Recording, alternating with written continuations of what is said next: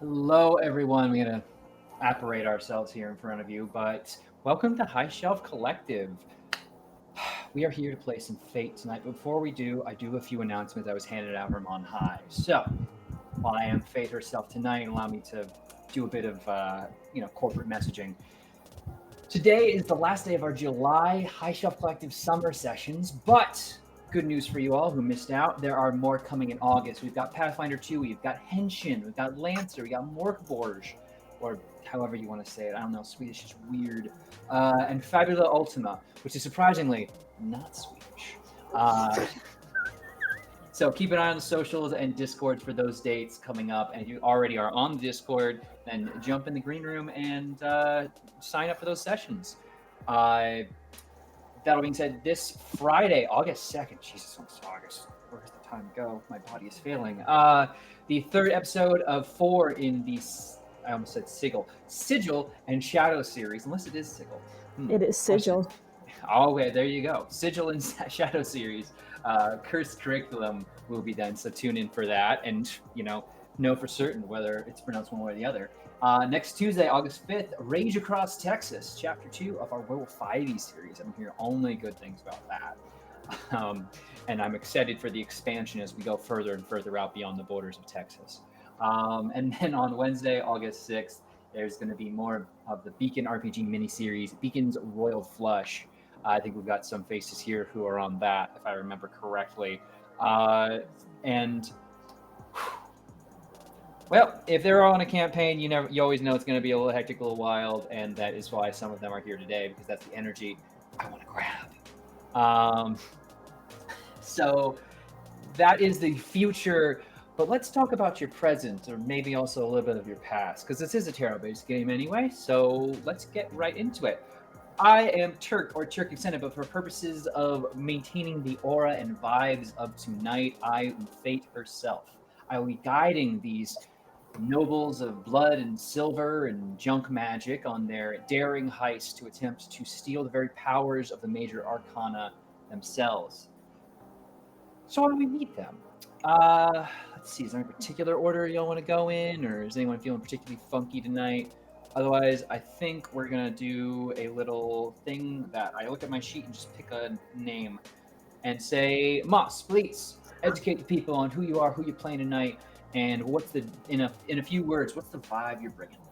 I'm Moss. My pronouns are they, them. I will be playing Hatien, the Princess of Cups. They have a oracle vibe. They've got long white hair. Hatien means river fairy in Vietnamese. They're very Chinese fairy in appearance. This is the closest I've got. I don't own a lot of pastels. Who does? That would bring us jumping over here to JD. Hey, I am JD. I can be found on the internet at jd.jasondean. I use he, they pronouns, and tonight I am playing Niall, the King of Pentacles. He is a bit of a crime boss, a bit of a club owner, done some bad things, I'm sure, at some point in his life, and has the reputation to prove it. And we'll see how far that reputation takes him. So you say Grant Niles? Niall. Niall. Yep. All right, good. Otherwise, I'd be spending the entire time making Fraser references. You monster. Niles, how much arcane power do we need tonight, do you think? And last but certainly not least, it's toss it over to Kian. Hello, everybody. My name is Kian. My pronouns are they, he. Tonight I am playing Andy, who is the Princess of Swords.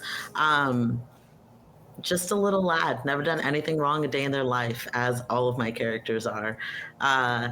Andy is, we're going to find out who Andy is along the way. But is probably most easily recognized by the needlessly large machete that they keep at their side constantly everywhere that they go. Perfect. So, for those of you who are not aware, the sadly uneducated, let me begin. Fate, or rather, Royal Blood. Jesus, Fate is a very different game. I am Fate. Royal Blood is a game like Grant Howitt, and tonight you've already missed out on, I think, some of the more fun parts, but I think the doing is just as interesting as the setting up, where we have created our characters and therefore also create our world by determining what major arcana we are going to be heisting from tonight. And by random draw, our goal is the Star. They are a person and a font of charity, of kindness, on the cover of everything, and people speak of them reverently and constantly. Charity in a three-piece suit, they wear a false face and encourage others to don their masks, always in fashion, setting the tone, setting the vibe. And frankly, they gotta go down. So, our group of royals have come together in an effort to steal from them. They're gonna do this by addressing the box, as it's called. Assets and power movers and shakers that are around the city that we have created, which I will get to later, that will either protect or that are standing in the way of them getting their prize, that being the selfie stick of power, a staff of divine attention in which the Star places all of themselves into. Our box for the night will be described by our players shortly as they scout the box, whereby they are going to describe how their characters look into and begin to break into the box and figure things out. Oh, are we having some issues in Streamlabs? Are we all good? It's fine. I'll keep pressing on until I hear otherwise. But that all being as it is, the way this game is going to work is because I am Fate herself. I determine how things are going to go, and how I determine things are going to go. Random goddamn chance from pulls of this deck here. I pulled all the major arcana out because I wanted them to, and now only certain numbers and options remain. When the players create a scene to try and winnow away at the great power and protections of the box, we are going to eventually pull a card. The result will determine whether their gambit is successful, a harsh failure, or maybe a brilliant and upturning decision. So, I guess without further ado, we'll cover rules as they need be, but all you need to know is that you just sit back, relax, and enjoy the fucking vibe. Because we're going to have ourselves a goddamn heist. So, let's get into scouting this box, huh? Now, each of you is given 3 silver pieces here, so to speak. You're going to tell me in one by one where you are putting one of your silver pieces at a time. Now, you put those on an aspect of the box: the Empress, the Fatale; Death, the Paver; Devil, the Lawyer; Temperance, the expired NDAs; and Judgment, the business magnet, or capitalist man, as it was called in our pre-show. And in doing so, you're going to tell me something you've learned and how you've come into this information by staking them out, or going through their trash, etc., etc. And that will help us. And the more you scout something, the more difficult it becomes. So, does anyone feel like jumping in?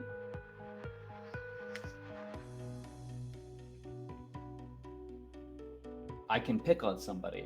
That is within my prerogative.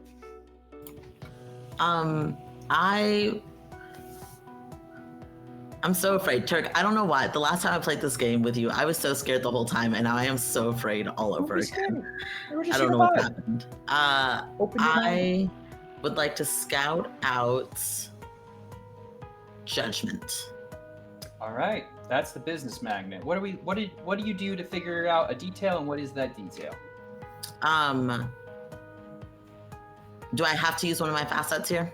No. You just tell me how you do it.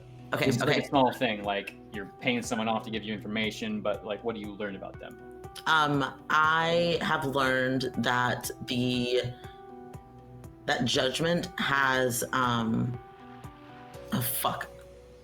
I got confused. It hurt itself in its confusion. That's okay. I have learned that Judgment is going to have, there's a big gala some sort of like fancy affair that the star is planning, and Judgment is planning on making an uninvited appearance. All right. Judgment, from henceforth known as JG Ment of Judgment International, is planning on breaking into a party of the star. Yes. All right. Very well placed. One on Judgment. Next.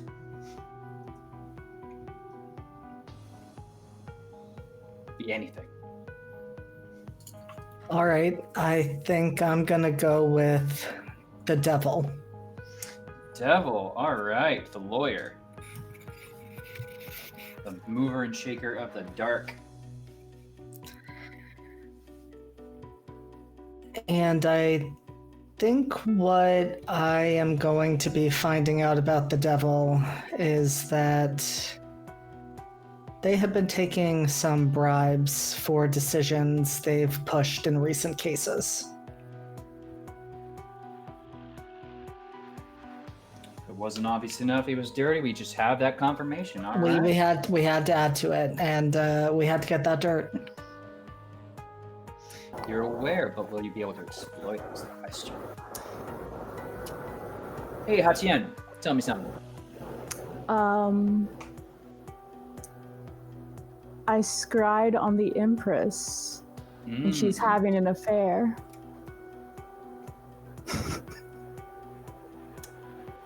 Alright.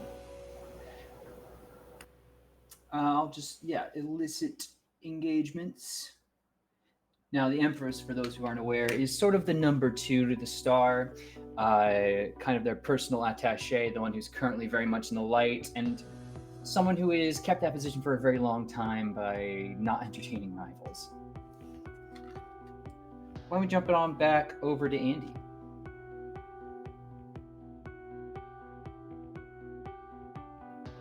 Tell me something. You're muted.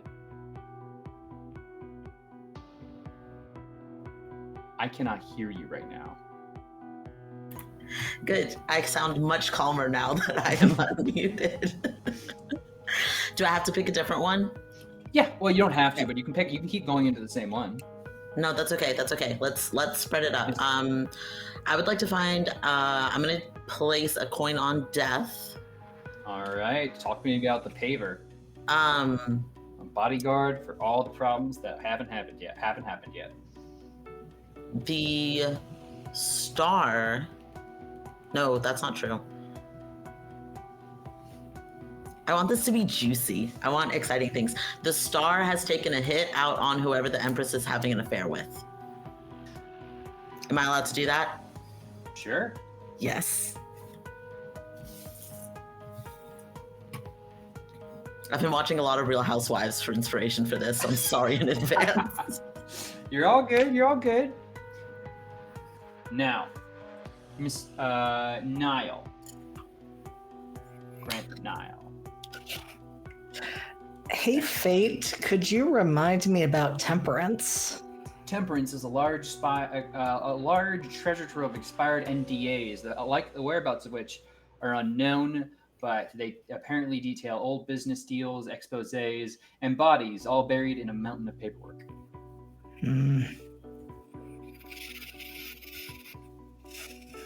You know, I think let's keep adding on to this. I think the person that the Empress is having an affair with, I think that they have those boxes. I think they've been the one keeping them safe. Okay. You gave us an affair, Moss, and JD and I said, say less. I love this. I'm so proud. Okay. Cool. Jumping back over to you, Moss. Talk to me. Okay, so we could do it on one that's already been done, right? Yes, we have one on everything now, so. Okay. What's the one we have on the devil again? The lawyer has been taking bribes in a lot of the recent cases.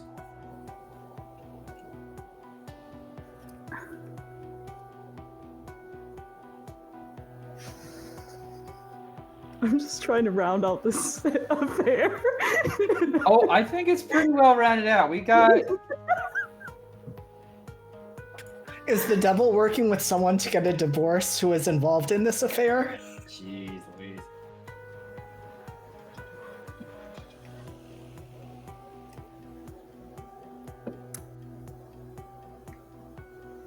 I'll say the devil was taking bribes from the person the affair is being had with.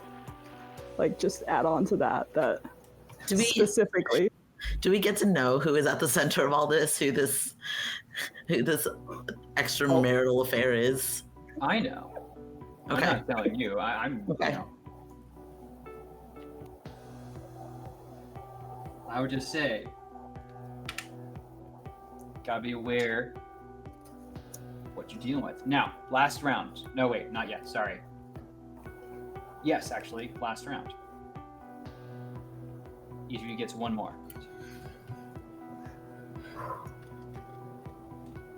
So if anyone has any ideas, hit me with them. I don't have ideas, but I wanted to clarify. We have 2 on the devil and 2 on... Nope, one on everything else. Oh, 1 on everything else. Okay. I would like to place my last one on...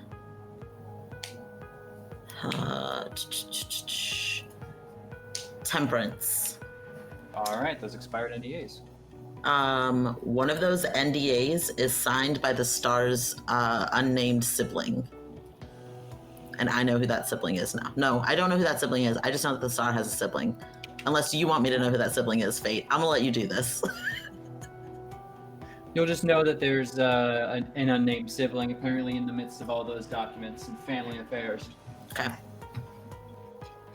All right, I got 2 more over here. And yes, our silver coins tonight are paper clips.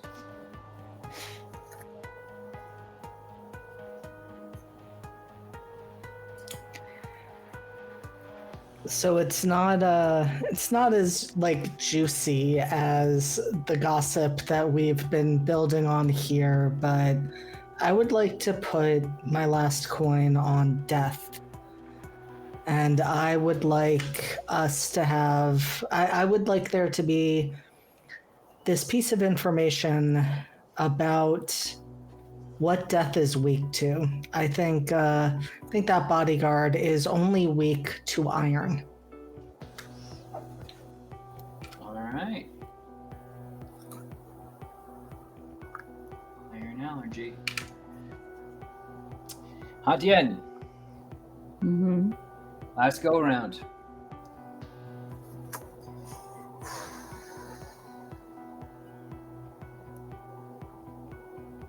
What do we have for JG Mint currently? JG Mint is they have a big plan to go and break into the one of the many large parties the Star will be attending and sort of make a show at being the biggest thing there. Mm-hmm.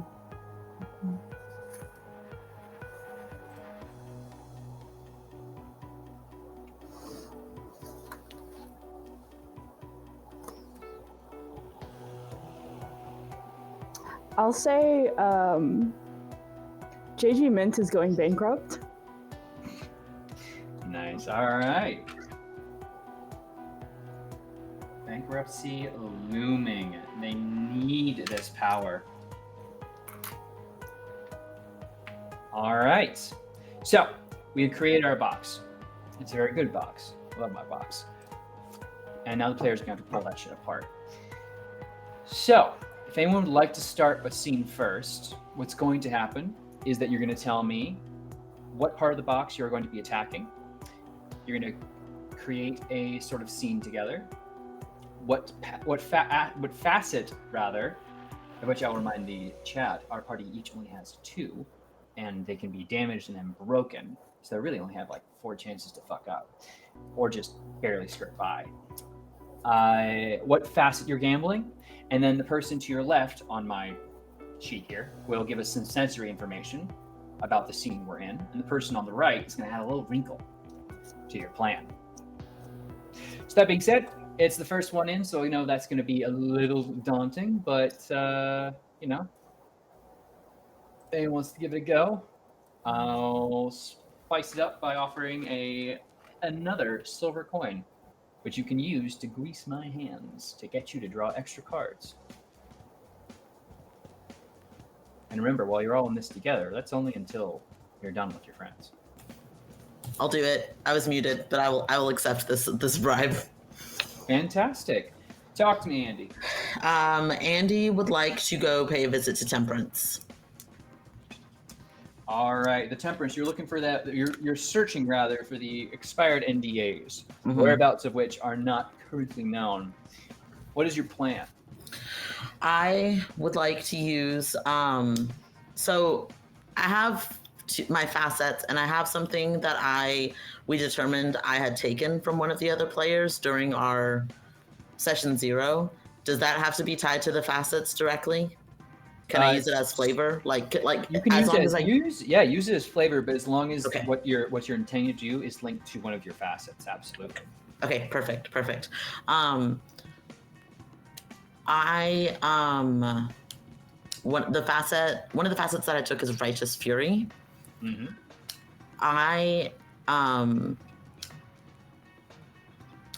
Somewhere buried in these NDAs has to be a secret bigger than the one of my own that was revealed, which is that I am a second-born child in the family and can never actually have a spot of power. So I am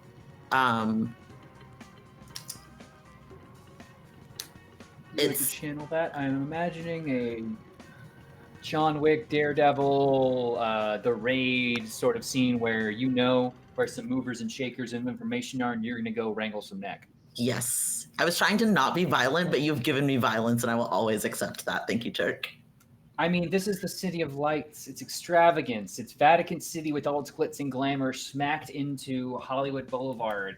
People here are constantly reshaping themselves, but in the dark parts of this, behind the facade, there is an ever-changing and swirling vortex of paperwork, rumor mongers, and the machine that cranks and churns people through like so much of a butchery.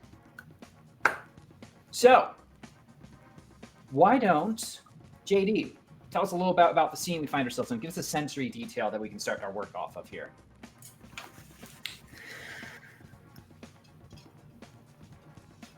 I think where we are, it is damp and musty smelling. There is water dripping.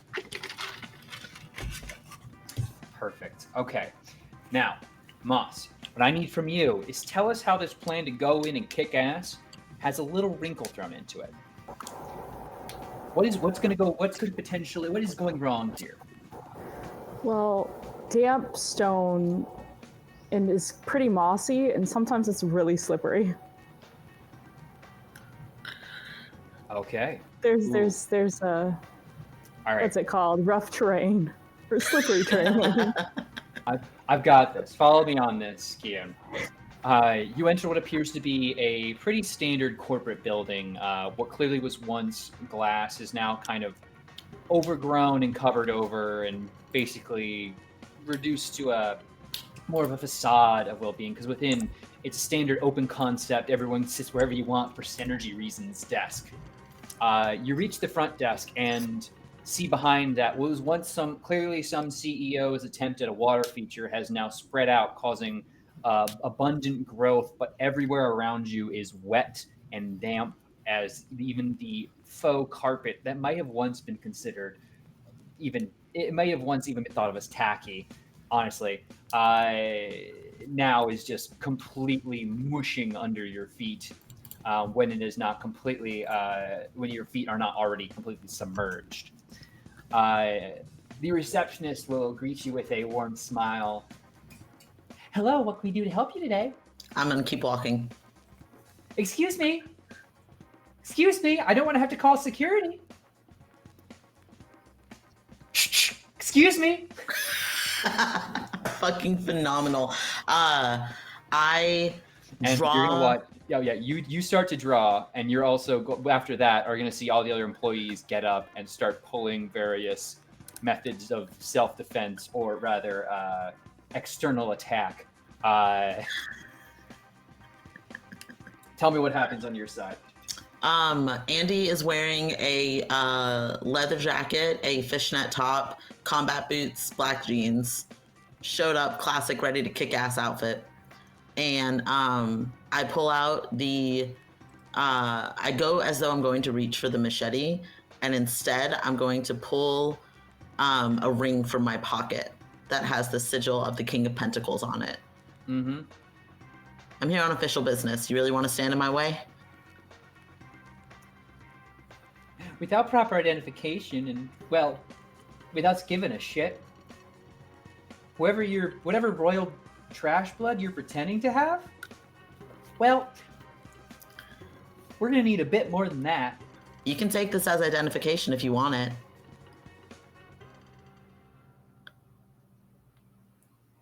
What use do I have for a little 2-bit ring you probably got from a little crank machine? Why don't you compare it to something that's got the authentic sigil on it? You tell me if that looks 2-bit to you. Why don't you have a seat right here in our front office and we'll talk about this? I'm a little busy, but sure. Oh, I'm sorry. Are you in a rush to get yourself full of holes? I'm in a rush to get to things behind that door. I know the rest of you are stuck here all day, but I am not, so... Look, you can turn that attitude around or I can 3-hole punch you. You already have the ring. My time is yours.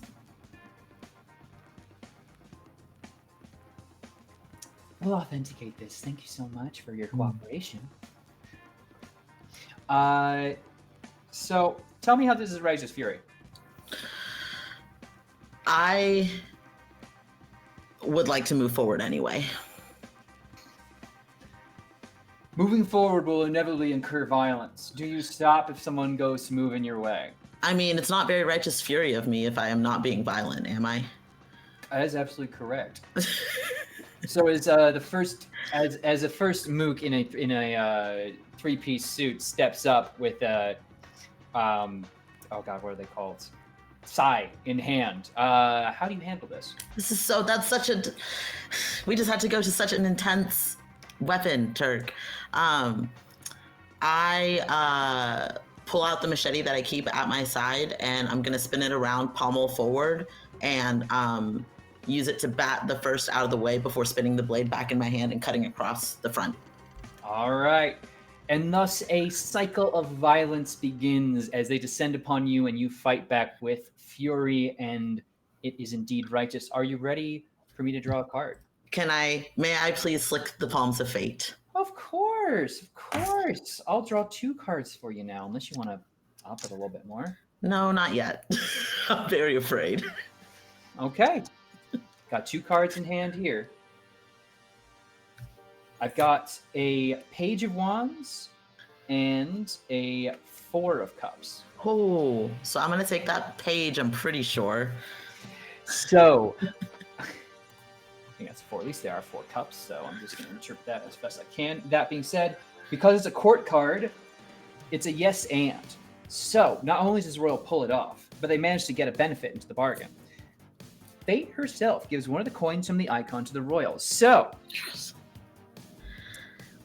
you not only get your investment back in. Yes. The scene that follows does not benefit this one. I need a bit more of a fucking badass vibe. As you spin and swipe, immediately taking down one, and as the rest swarm around you, you duck in between all these desks, sending standing desks flying up high to give yourself cover, and ducking, putting office equipment that is entirely, inorganic for human movement in the way of those who would stop you.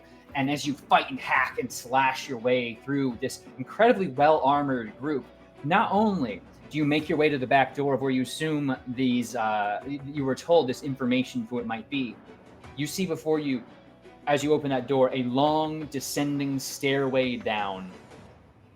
You've officially located from what the brief light you can see, and what little torchlight is now is given from the one lit torch immediately by the entrance to this door, a massive treasure trove of paperwork, documents, boxes, body bags, and anything you can think of that might be of great interest to any authorities, should they even have existed. Final act, hearing a scream as someone tries to rush you, is to grab a weapon, turn it around in hand, and chuck it back towards that secretary who had just brought a bead down upon you. As you slam that door shut, finding a very handy lock and a bunch of recently deceased office workers you can use as a barricade. Wonderful.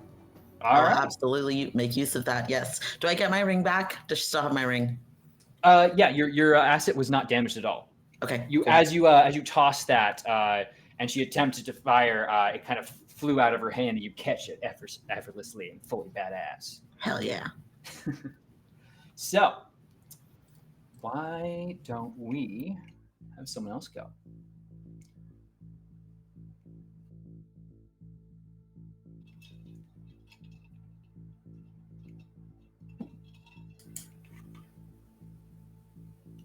I think I would like to go after Judgment.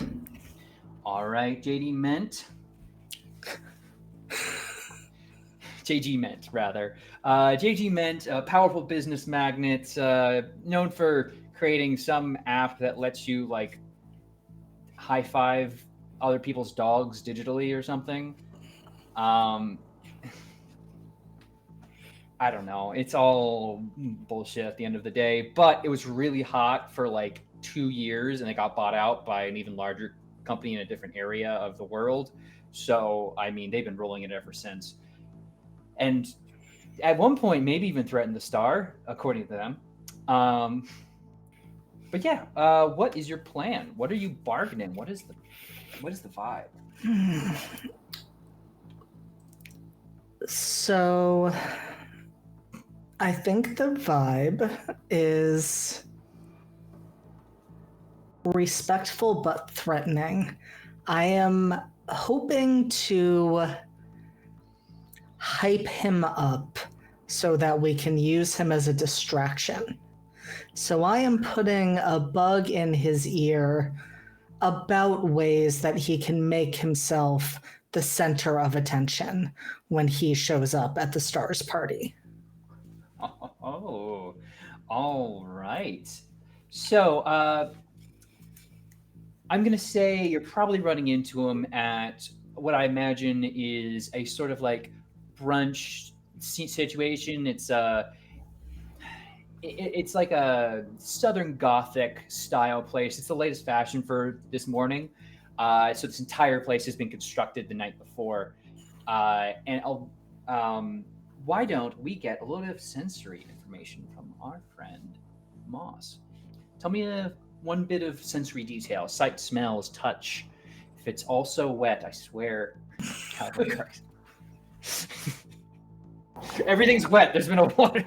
This town is flooded. No one's talking about it. Cafe. It's so dry, it's almost hard to breathe. Okay, I've actually been to one of these places. It's open air, and they've put up some canopy things, but they're like those Dorito-shaped ones that don't actually block out any of the sun.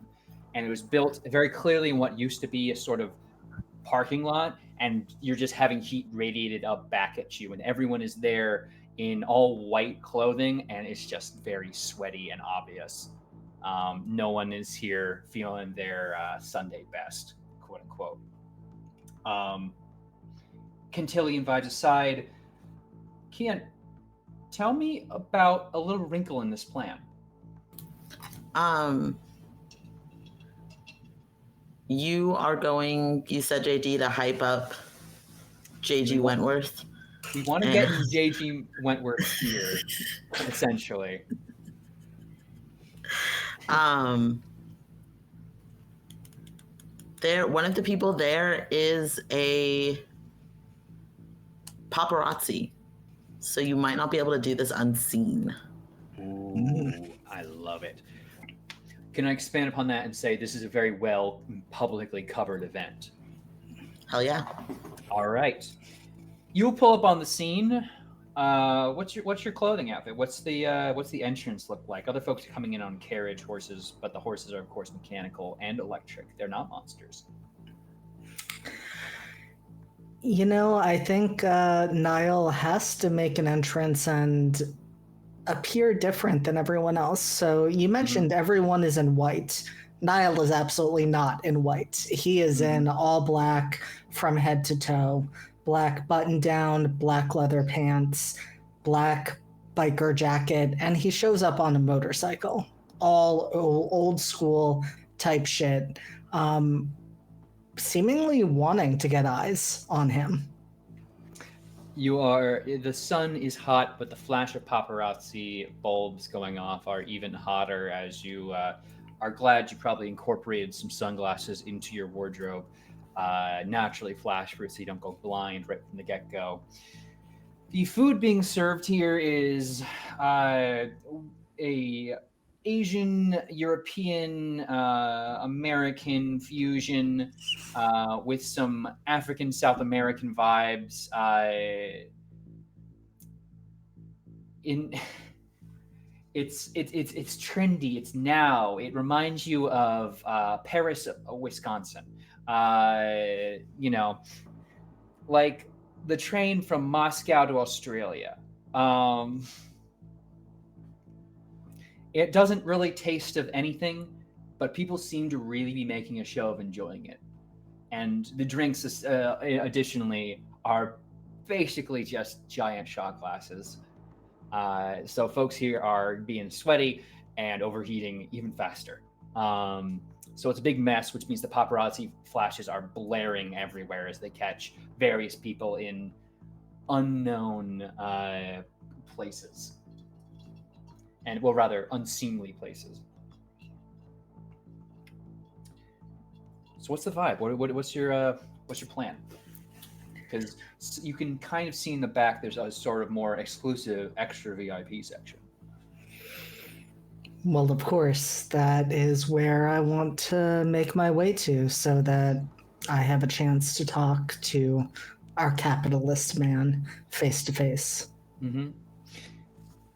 You are already getting harangued pretty, like every step you're obviously catching eyes, and then eyes means paparazzi, and paparazzi means zero deniability that you are here. What's your idea to get around those? I'd like to use my facet. People are scared to say my name. Fantastic. So I'll build on this before I draw, just so we can get a bit more of a scene here, because I'm curious. The folks here, you'll see people look and then quickly turn away. Some people are clearly uninterested, but while they're afraid to say your name, that doesn't mean they are concerned, are unconcerned about your potential influence and power. And sure enough, as you're getting closer to the what little blockage there is between the VIP section and the rest here, someone will of course grab your shoulder. I'm so sorry to bother you about that. Have you tried these drinks? You're oh my god, you're the King of Pentacles, correct?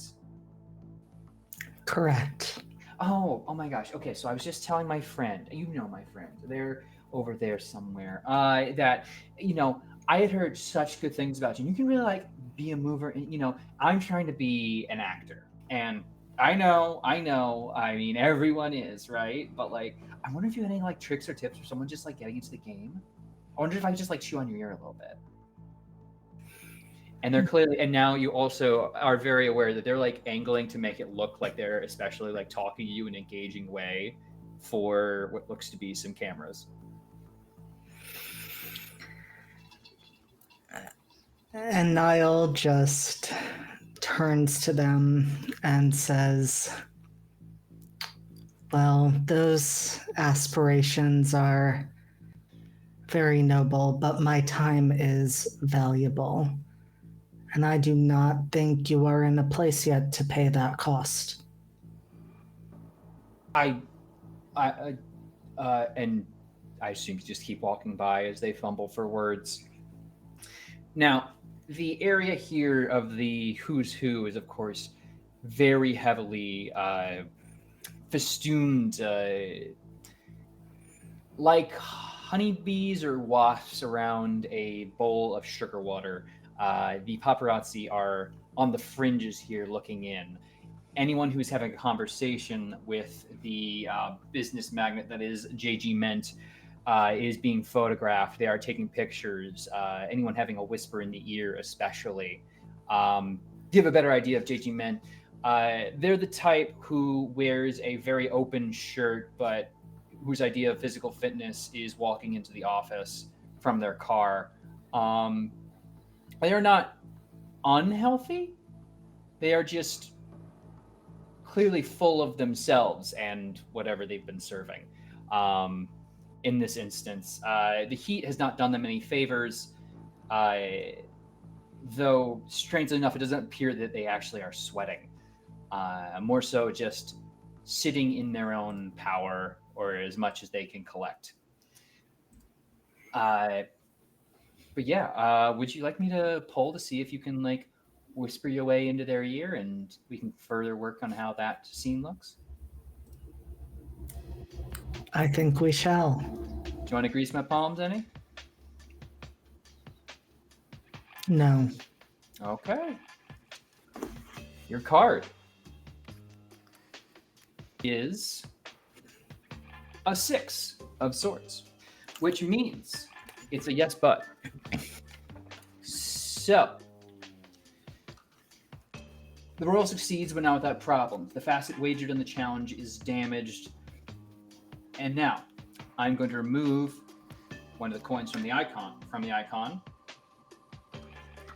So, you're going to mark your people are afraid to say my name as damaged. So you're going to put a little X next to it. If it's damaged again, it's gone.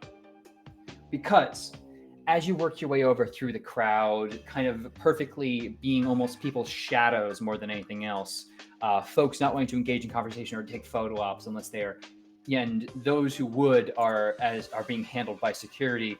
You manage to take a seat opposite them, and tell me what you're saying to them, to the JG men.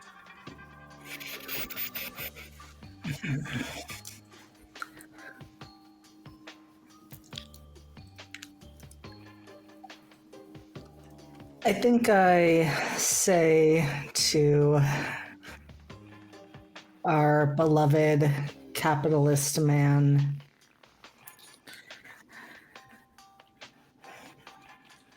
from what I've heard,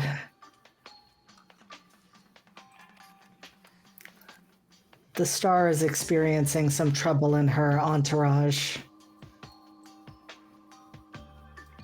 That could certainly take away attention from you. I think you should make sure the next time the two of you are in a room together that no one forgets you are there. Oh wow, that's a great idea. I should be in a room with them and really show that I'm better than them. That's a great idea. Oh wow, I'm glad I thought of that. Thank you so much. And they go and they clap a hand on your shoulders. You feel more blaring, and this image immediately begins circulating. Everyone in our team here immediately begins to see reports of the kind soul that is the King of Pentacles, Grant Nile, and how, look, they're really helping out somebody who's in a, seen in a party, offering advice in a kind ear to JG Ment, and wondering if there's any potential business in the future for them together. So your reputation as somebody who is heard of and not seen and not spoken to is going to be a little bit damaged because folks are like, oh, well, if I'm big enough, then I could totally maybe get their ear for a little bit. So, but you did take off one of the markers on JG Ment. I want to hear from Hatian. So, I think Hatian is going to flirt with the devil. Ooh, okay. Let's chat using about the facet impossibly beautiful. All right. Now, the Devil's offices are naturally underground and partly a nightclub. And so the rhythm there, the pulse of the city, it's beating under heart as those who don't want to be seen in the light flood here and are meant to be, I guess, for lack of a better term, enjoy each other's company and the sight of one another with the hopes that someone important enough sees them, but you are someone important. Now, you are wagering your impossibly youthful. Kit, I need some sensory details. This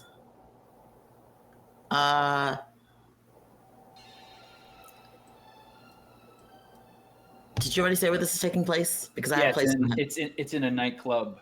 Damn. It's under an underground nightclub / office. That's okay. It still works. It's underneath a cemetery, so it smells like rotting flesh. Hell yeah! It's the latest odeur.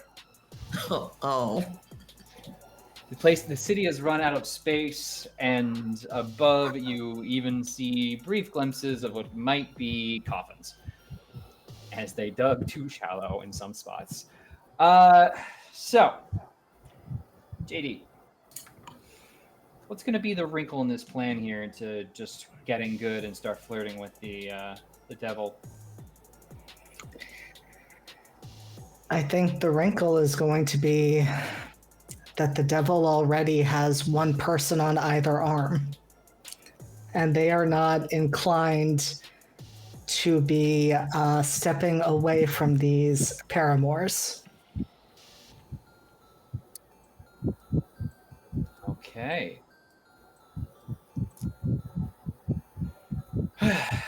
So, Given me an impossible task. oh please, it's Hollywood. If it isn't the first time someone's broken up a healthy relationship. Anyway, you enter the scene. The smell of decaying flesh abates throughout.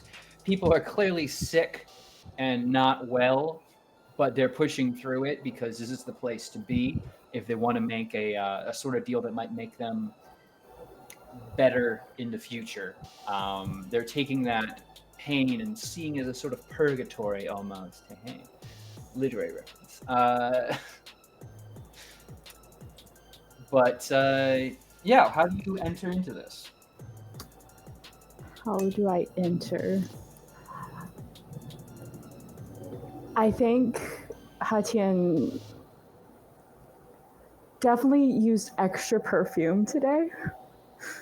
It's very richly scented of jasmine and rose.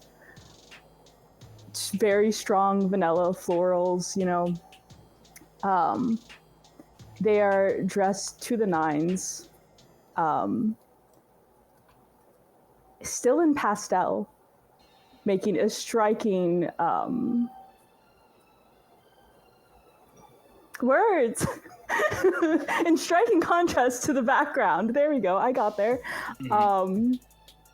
In just gorgeous pastel silks. And they are looking completely unbothered, but trying to locate the devil. But they are hoping to look so impossibly beautiful that the devil comes to them. Well, you know, naturally, if anyone's going to be in charge of this club, they'd be in the lowest. The club is essentially built like like an amphitheater with different levels working their way down and down and down into what is effectively seems to be a sort of bath of sorts, maybe like a hot tub sort of thing. And from up top, of course, you can gaze down and see the devil. Two striking beauties, Lilith and Adam, on each arm, enjoying the rest of the people clearly suffering because they've worked their whole way down here. If they've gotten all the way down to this point, they've had to deal with a lot of stench, a lot of heat, and now they're being forced to sit around pretending they're having a good time in a hot tub in the middle of a club. So, how are you going to make a show of yourself?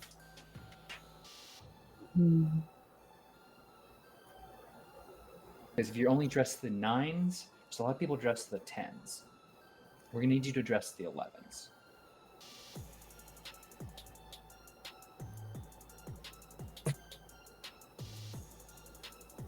I think as they descend around this spiral, they're always in sight of that pool. Mm-hmm. And I think maybe every floor layer comes off until they're just in a bikini. I think if you're good, we can just draw right now, because...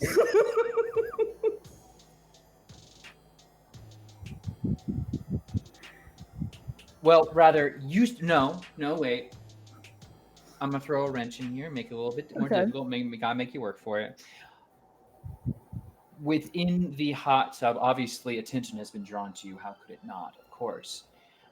You glide down like spectral vision, like perhaps a really into themselves author's guardian spirit constantly carrying them. I don't know. Anyway, hey, don't hate me, Dante. They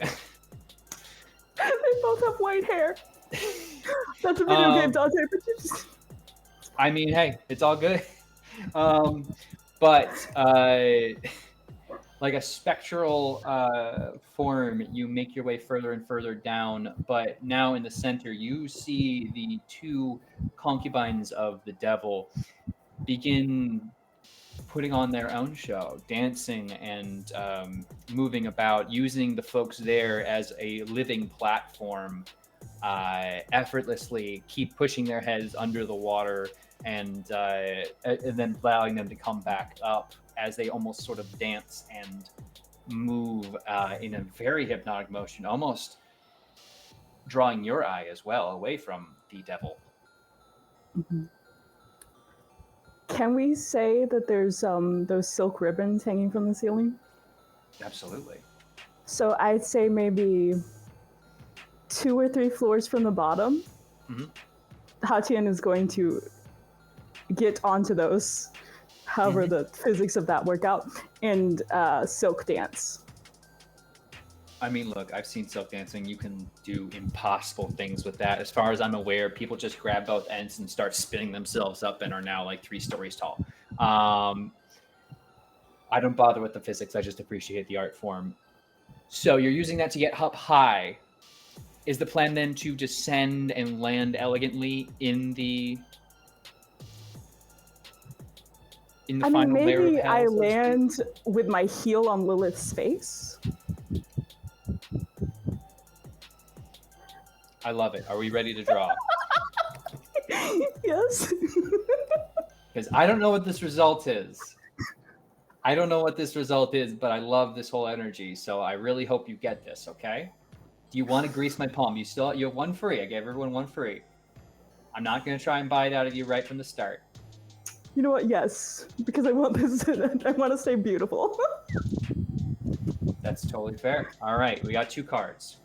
The first is the 5 of Pentacles. Your second that you drew is the Queen of Pentacles. Oh, Queen of Pentacles, of course. Yeah. So, as that is a court card, that is a yes and. You get your investment back from the devil, and things go perfectly, landing heel first onto the face of Lilith. They are dancing. Adam turns, expecting a partner to grab their hand, except it's you, and you spin them effortlessly out of the pool into the upper layer, where they are sort of held in place. And now you can go zip however you want to the devil, who looks very interested. I just beckon. You now have the ear and arm of the most powerful talent agent in the entirety of the City of Lights. Good job. Do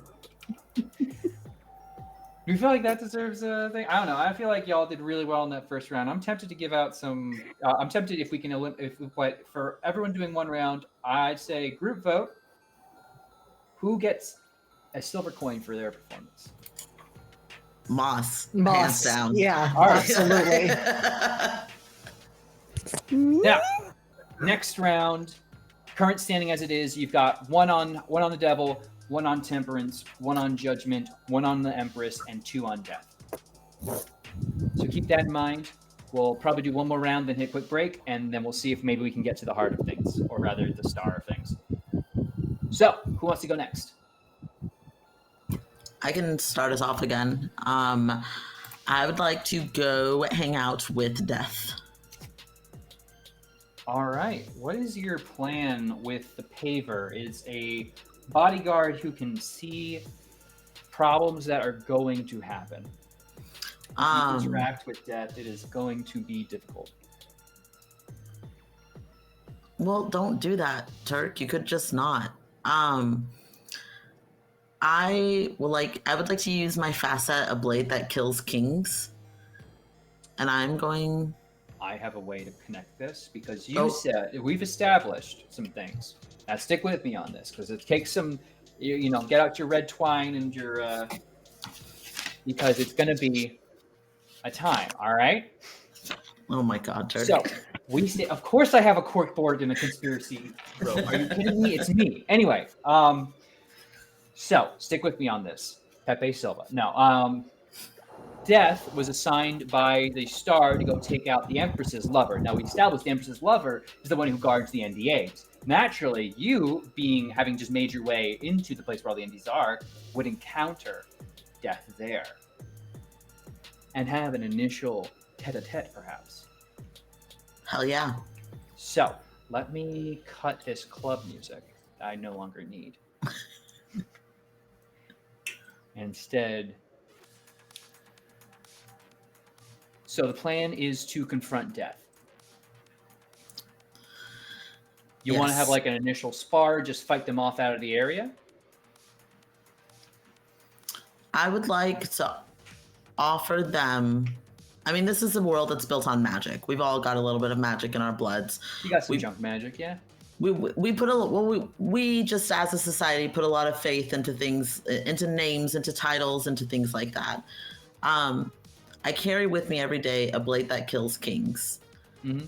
I would like to offer Death the opportunity to borrow this weapon in exchange for leaving this place. All right, that's the plan. That's the plan.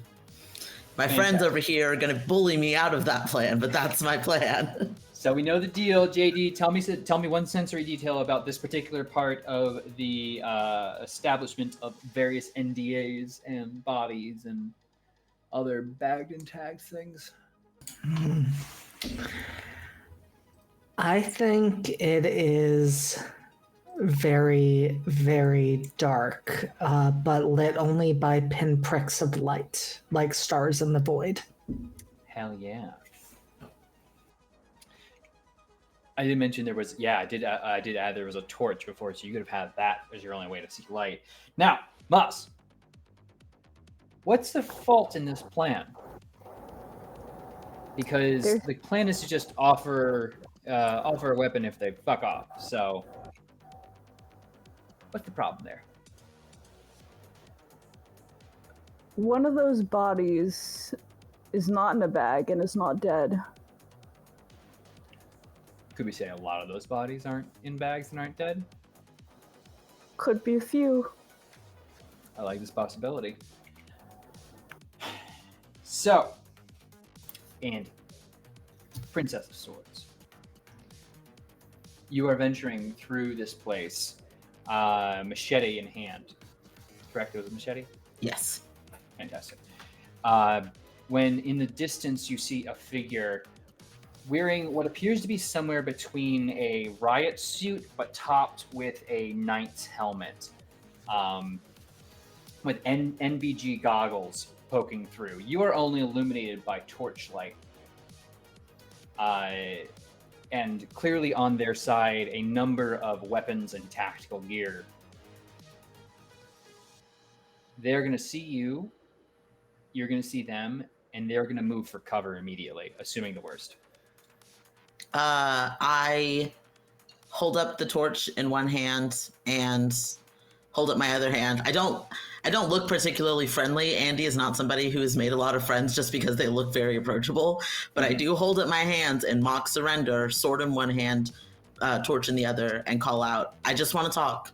Raising the torch up, you're going to see sliding down around. You were not the reason that the paver slid out of the way, but rather now behind you and around you, you see various, what looks to be almost like desiccated bodies sliding down in a in like a shambling motion towards you. Some still encased in body bags. Those parts of them you can see are still preserved somewhat, but other than that, they seem to have all gotten sort of rotten. You all are not who I came here to talk with, and I will use the torch and swing at whichever one is closest. They quickly begin to surround you. Torch bats them back, but you see that the paver becomes out from cover and begins making their way back from the shadows. You're being held up. You need to do something. I will stop swinging the torch, and I'm going to hold my sword by the blade and hold it out toward him. There's something in here that I need. That makes two of us. What is it that you're looking for? Maybe I can help. Only thing you're looking for is a nice bag to waste away in. Look, come on. I just fought my way through an office of assholes, okay? Can you just hear me out? Oh, I know what you want. And I know if you get what you want, my employer has a rougher day. What use is a little chunk of silver like that for me? I'll tilt it sideways to where the name is etched into it. I've always been told that it's called a blade that kills kings. They never said which one. Oh, ain't that interesting? Maybe if you live, I can entertain that idea. Oh my And you are surrounded again. You just start swinging this thing to express its value. Yep. Cleaving very easily through all the bodies now. You are managed to find yourself a moment of quiet calmness, but still all around you, you feel that movement. And you get the general direction of where death is headed. Or the paver. I will follow the paver. All right. Now, meeting up again, it looks now the paver's got themselves in a bit of shit. They are also now surrounded and unable to grab the weapons, now held out, but one arm close enough perhaps for you to feed a blade to.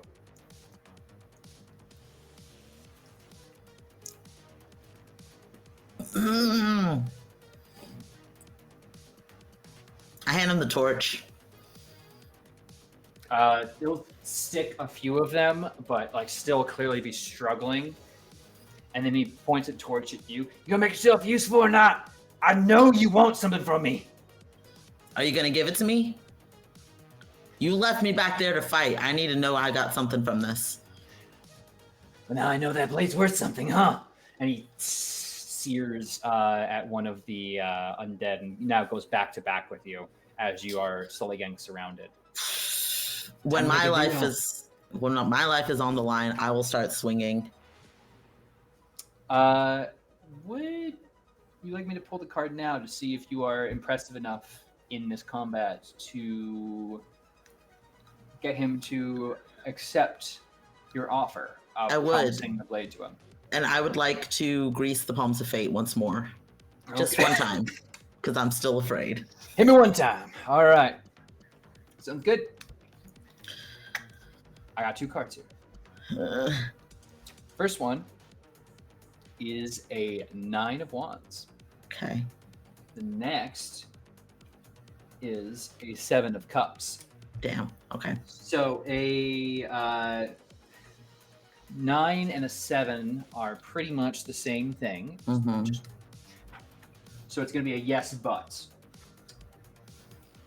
So your facet is going to be damaged.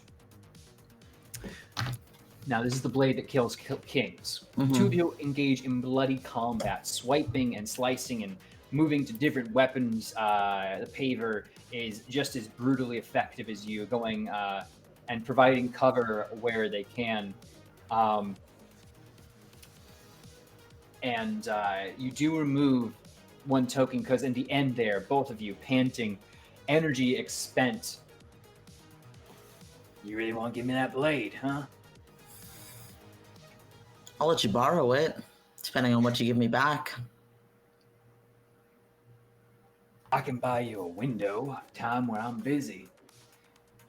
As for your blade, I'll hold on to it for now. I got someone I have a very special appointment with down here.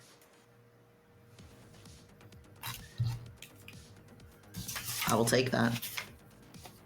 And for the moment, it's only damaged, not broken, of course. But for the blade that kills kings, it's almost a... you don't currently have it on you. That being said, good job. Now, who is next?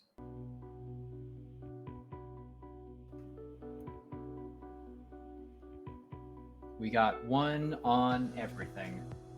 As these are removed, these assets could be resolved, but who knows?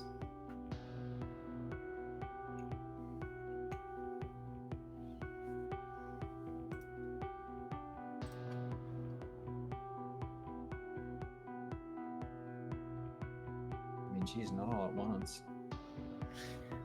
I will call names if needed. You know, this might be a moment where it's helpful to roll a die. We were joking, but...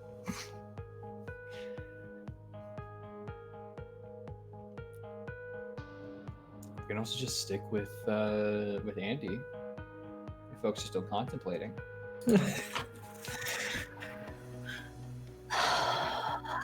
I'm just trying to figure out who is the most useful target to be looking at.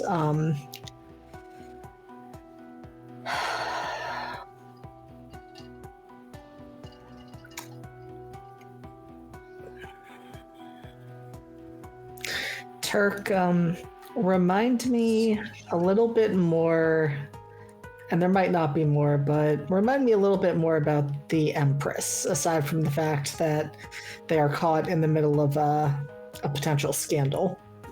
They're essentially the stars, like, imagine someone you often collab with on videos or media or any endeavor. They are the designated second right hand of the star, and they've remained that way for a lot longer than most folks would have naturally done so.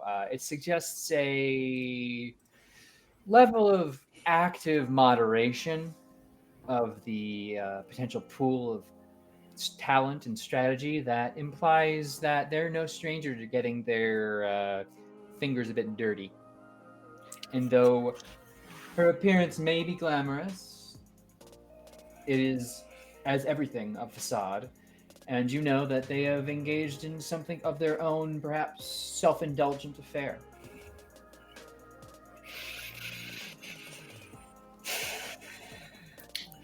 Then I think I would like to approach them and see if I could use that scandalous information as leverage to get them to share with me some of the star's secrets. Fantastic. So, it only has a 1, so if you succeed on this, that will be out of the way. You can eliminate them from being an issue. Not only will you get their secrets, they'll be removed in whatever way you see fit. That being said, Of course, you're getting them at a midday premiere. You've already had brunch, naturally. So the next thing to do is to cruise on over to a midday premiere with appropriate costume change at what seems to be a sort of like Venetian, Shanghai, California, Panama style building. You're not sure. Frankly, it has aspects of so many things. It's nothing. But it is elaborate, and the Walk of Fame is like a religious ceremony. Itinerants on the side, waiting for blessings distributed by not the stars themselves or the star. I mean, you're not exclusive enough to even get on the star's radar for an event. The star goes somewhere, and it's an event. But here, rather, it seems that the Fatale has, put her hand briefly into the ring of producing something and is going to be doing a gambit of, or a gauntlet rather, of press interviews and junkets all on the red carpet in what is effectively a very religious, like I said, if you've ever been where the priests are swinging the meters and flicking the holy water side to side, it's like that, but with like OnlyFans stuff. It's like gamer girl bathwater being flicked into the audience. I'm so creative. Sometimes I wish my brain would turn off. That being said, why don't I get some sensory information from Moss? Give me a detail.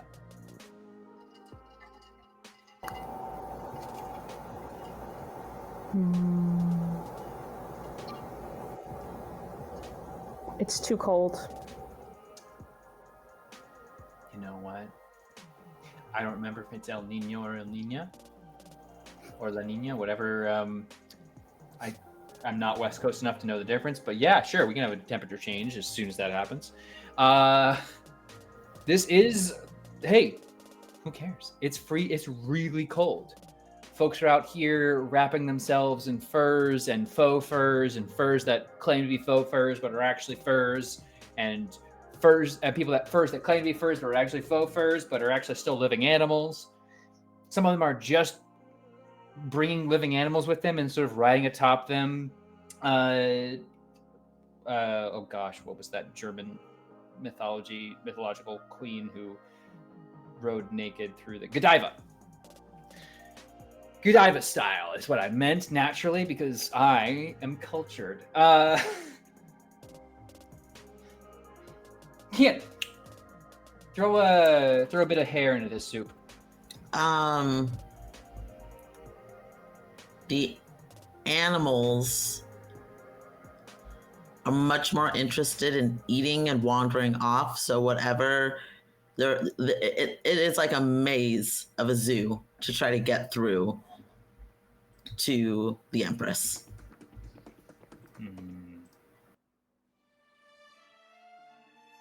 If the Empress is on something, I would like her animal in particular to be wandering wherever it wants, wherever its little heart wants it to go. Okay. I need to look up a very particular word really quick. Okay. I got it. It's howda. It's very important for me to remember the word howda, and I will explain why as soon as I pick a fitting bit of music. Craft case, frequency ghost. Sure, we'll rock with it. Well, whatever it is, that's the vibe.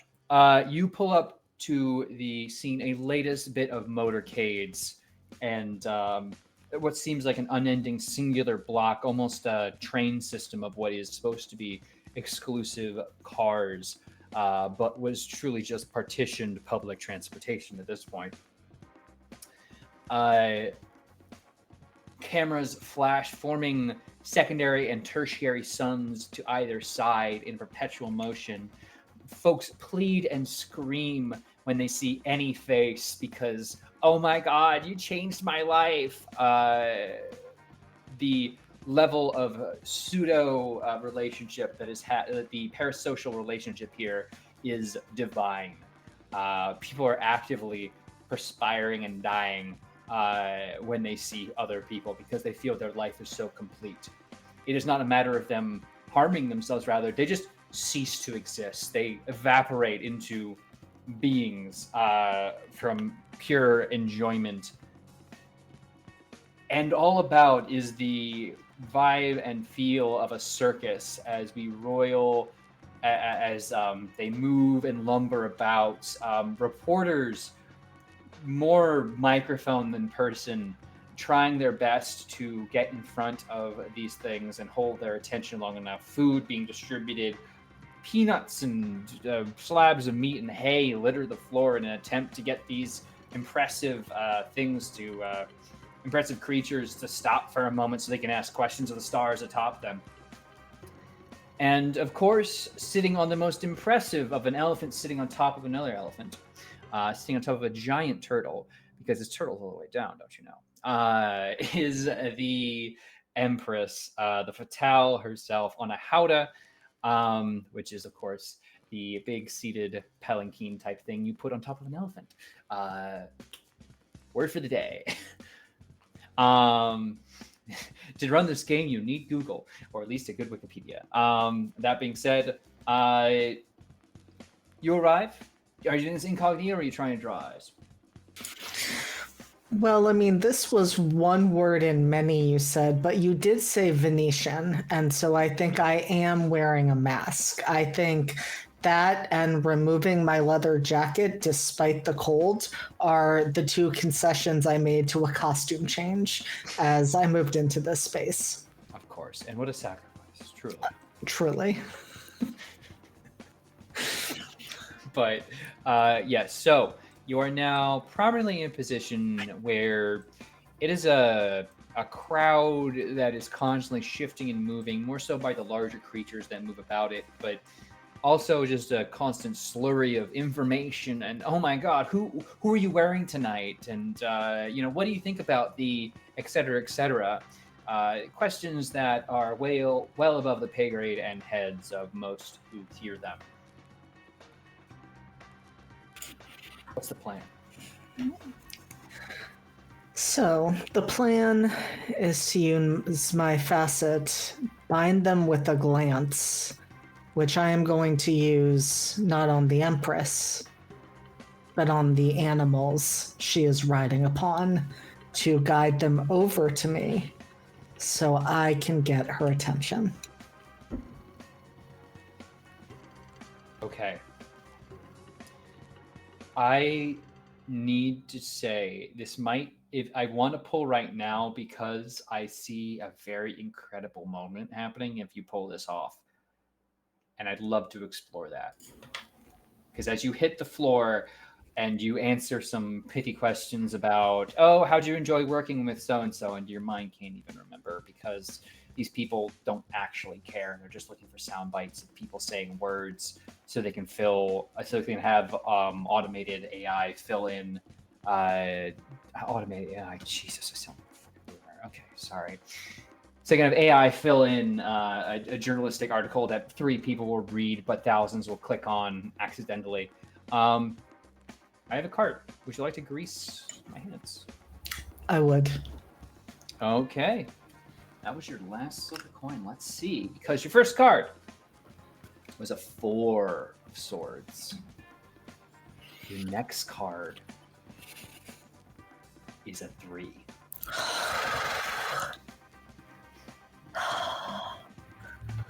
The card said no. The card said absolutely the fuck not. The card said no. Now, question. Would you like to use your twist? This is a one-time major arcana that you can use. You don't even know what it is. I don't. If you use it, you get to draw 2 more cards. I'm going to use my twist. Okay. I want this to work. Now, Grant Nile, King of Pentacles. Your twist is justice. So, what that means, allow me to elucidate. Justice is 11? 9. This list of things, that's weird. Okay. Justice. Where are you, Justice? Oh, The cops, a swarm of squad cars, a zealous detective, a night in the drunk tank while the city waits to be taken, a patrol at the wrong time, crooked officers in the pay of the mark, a shootout, attention, rooftop chases, and collateral damage. Now you tell me how you use this to help you get out of trouble. Because currently, as it stands, you trying to get attention and control these animals with your power is causing them to get quite a bit rowdy.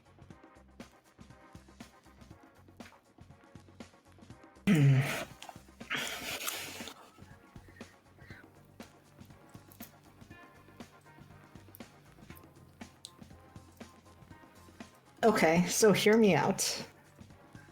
I think what happens is the animals are getting rowdier, the crowd is getting out of control, and that means that the cops start trying to step in, security starts trying to step in to calm everyone down, to calm everything down, but it's cops. They just make things worse. The animals get more and more and more upset, and the Empress falls, and I catch her.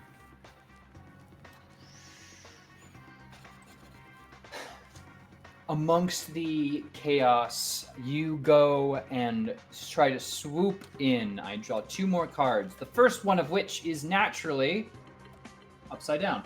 The Queen of Swords, which is pretty dang good as a start. But the next one is a 5. So we get rid of that one. We ignore it completely because we're here to focus on the Queen, which is a yes and. We're still waiting for those aces, folks, because not only do you now have the last bit off of the Empress, this is conquered now. It's done. It's gone. Worried no more. It is entirely overcome.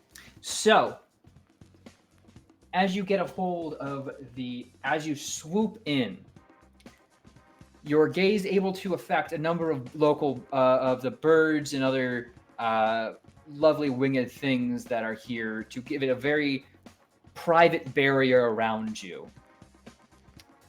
What do you say? What do you do?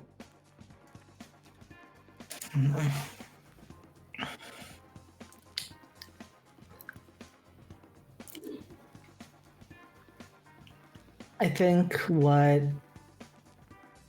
Niall says is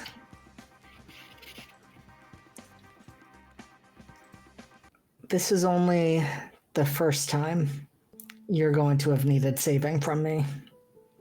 You are about to be at the center of an absolute storm.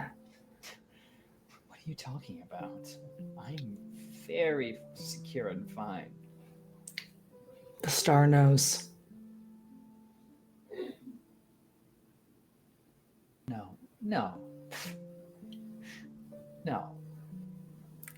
The star knows, and she's not happy.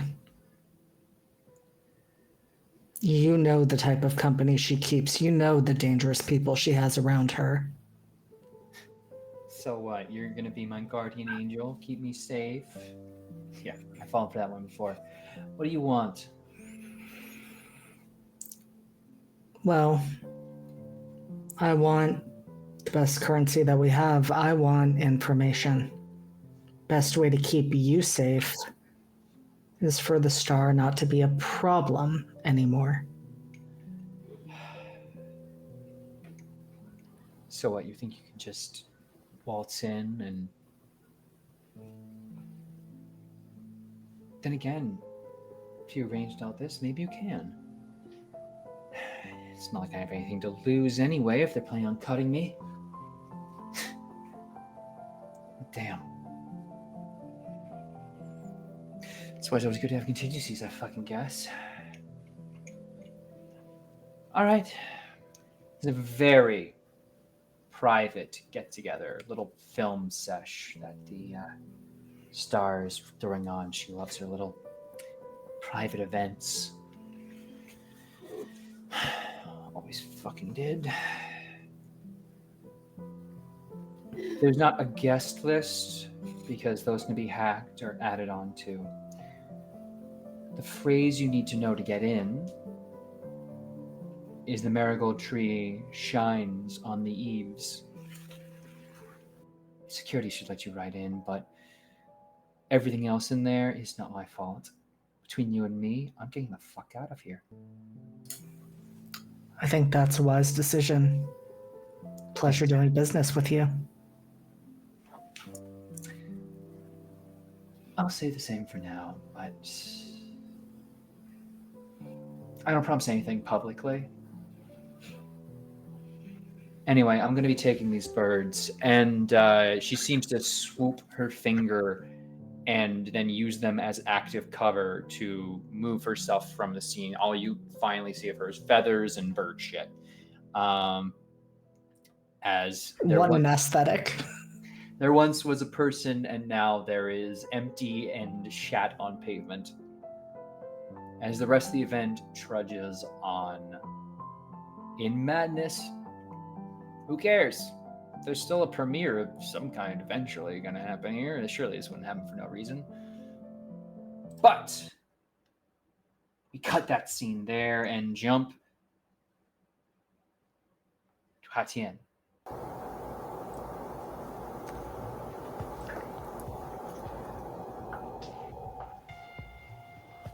So we've done each of these at least once, right? Yes. Everything's been worked on once now. Okay. Vital has been handled. You have the devil, the death, temperance, and judgment. Mm-hmm. You're kind of in a position to maybe turn the devil to your side, given last we left off, you were the number one arm candy. Mm-hmm. I'm trying to decide if I want to get the devil to change sides or if I want to kill the devil.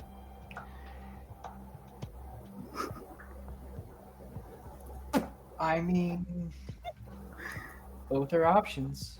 Both might get them out of their way. It does not specify how you have to handle these protections, these blocks, but what is your plan? Well, so my silver facet is to live in the space between heartbeats. Mm-hmm. And if that's true, then after I've gotten the devil alone and completely whipped, I'd like to put something in the space between heartbeats that maybe might go off in a timer in the space between his heartbeats. Like a bomb? Does that even make sense? Look, I was given abstract and I'm going abstract with it. I need to ask you, as a person, are you going to peg the devil with explosives? I need to know. I'm in charge of this, and you have to tell me legally. That wasn't the plan, but now it is.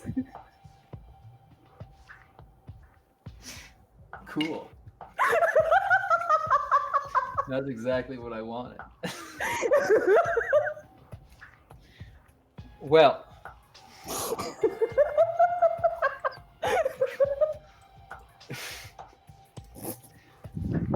So you're looking to get a private moment with the devil, who is a very prominent mover and shaker. We pick up right where we left off in the final layer of hell, the really cool nightclub that the devil has made, where plenty of people are vying for attention, though you have sidelined all of that and have the devil's complete attention.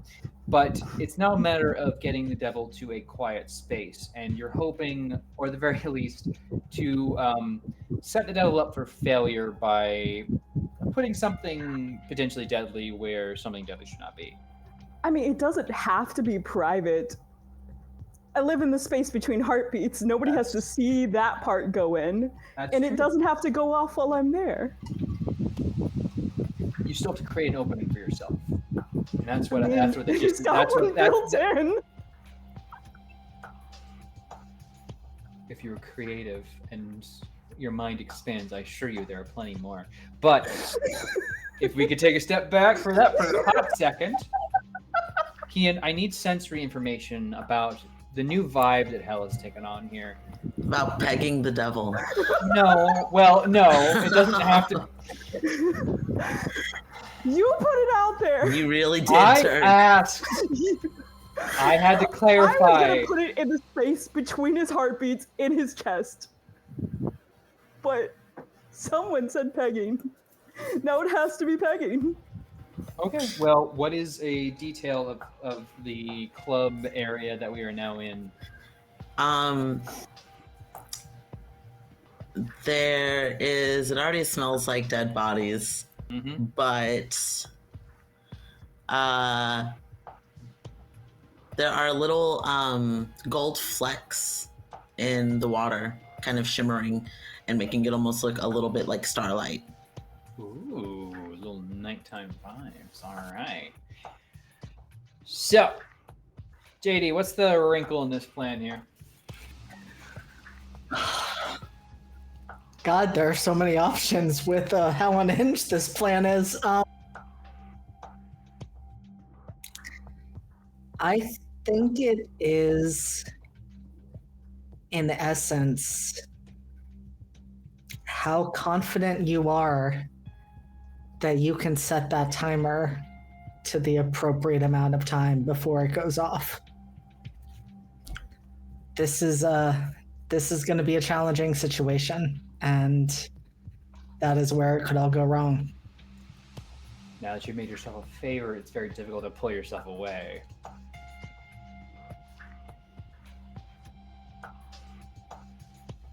So yeah, that's the situation we find ourselves in.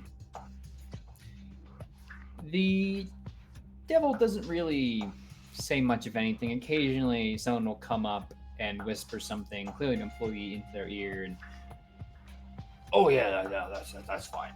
Yeah, don't worry about it. And then, of course, we'll go over and whisper in the ear, "Are you having fun?"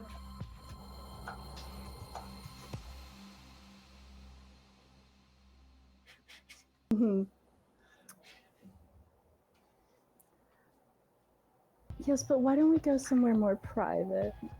We can have so much more fun. I would, but I'm really trying to, like, I gotta, like, keep an eye on things here. You know, I'm a very busy guy. No, they'll be fine for a few minutes. Or longer. Are you implying sex? I could be. I don't work in could be's. I really need a done deal because I have a set timer for that sort of thing. Yes, I got a client in a few minutes. So, okay. Well, that's good. I suppose I can pencil that in.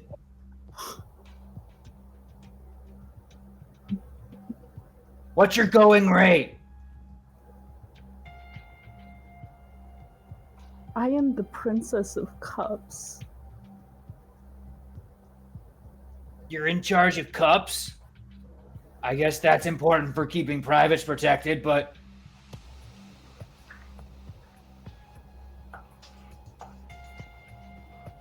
I'm sorry, I'm not sure you can afford me, and I start to move away.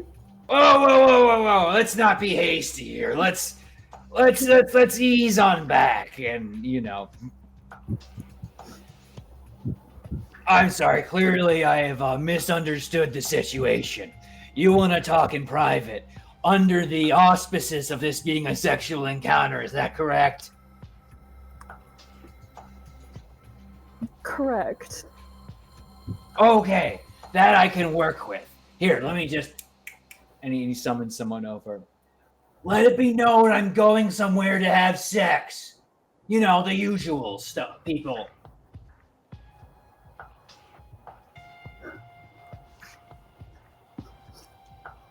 Yeah, in 5 minutes, knock on the door. You know. And he's, all right, give me a second. I'm gonna... And he'll stand up and shake off the goat feet and...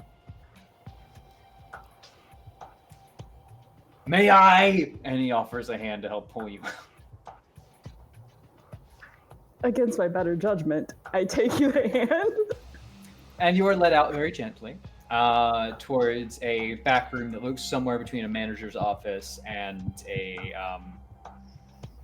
like a 70s chill bar lounge scene. It's got one of those in-ground seated areas that's sort of a circle, and he'll sat himself down. All right, so what do you actually want to talk about here? I don't understand. Oh, no one actually wants to have sex with me. They always just usually want something, so we don't have to pretend. I kiss him as seductively as possible to sell the lie. That was nice. Wow. Gee willikers. God, I said that in opposing the screen.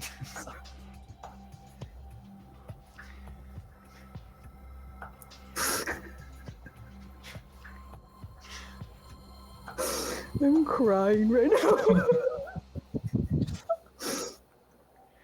No, but for real, like, do you need anything? Because, I mean, hey, you clearly proven you're something of a star here.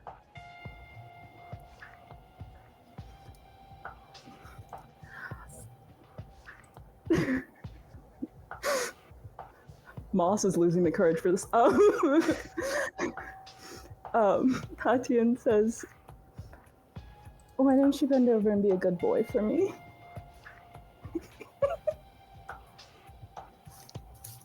I'm going to draw a card. That's all right with everyone. Now, yeah, as you should. This is going to be a very interesting phrase I say next. Would you like to grease my palms? I got another coin from the last round, right? You did. You have 2 coins currently. Yeah, I don't want this to go any worse than it already is. Okay. So your first card is a 10 of Wands. The second is a Page of Wands. Both are a yes and answer. Meaning, you live in the space between heartbeats and quickly and dexterously. Is the plan to eliminate the devil, basically? Yes. Uh-huh. Okay. And not get caught. You managed to place something in a very difficult to find place via instruments that you have on your person, while at the same time, unknowns to the devil, rather, you do this unknowns to the devil while at the same time providing a very pleasurable experience. You are also confident enough to say you have time to get out of here while he is in a languid state before those 5 minutes are up. That you are in no threat or harm of possibly getting caught in your own backblast. Though you did backblast someone else.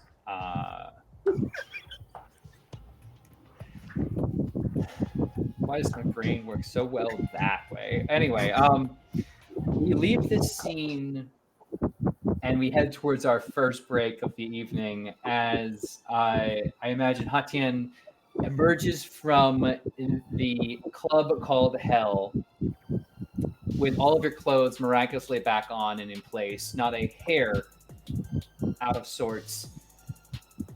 Taking a moment to yourself, you center, and then that graveyard is under implodes and expands briefly and then falls in on itself. The devil and whatever power they might have had to manage the affairs of the star are done. You put an ass bomb in the devil and blew up hell. I pegged the devil to death. So That all being Dreams can said, come true. we are going to head towards a really quick break here to allow ourselves a chance. Though, right before we do, actually, who's getting the silver coin for this round? Because currently, 2 of you have 1, and 1 of you has none.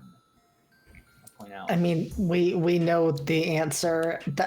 There's no way I can't give that to Moss after what just happened. Okay, but to be fair, you did get to drop the line. They're cops and they make things worse, and then you literally swooped the Empress off her That is feet. a point towards JD. So I think maybe JD deserves this one, so I'm gonna put that. I will take it. So I didn't that take means the devil, but you didn't peg the devil, but you peg the police for what they are. And no one will again. That all being said, we're going to take a quick second to not rein ourselves in, because this is the chaos we revel in. As we prepare for what is potentially a final round, there's 3 last blockers with 3 silver coins on each of them. So if everything goes according to plan, once a round, and then it will be showdown time. So get ready for that, folks. If you're here, take us out. Take us out.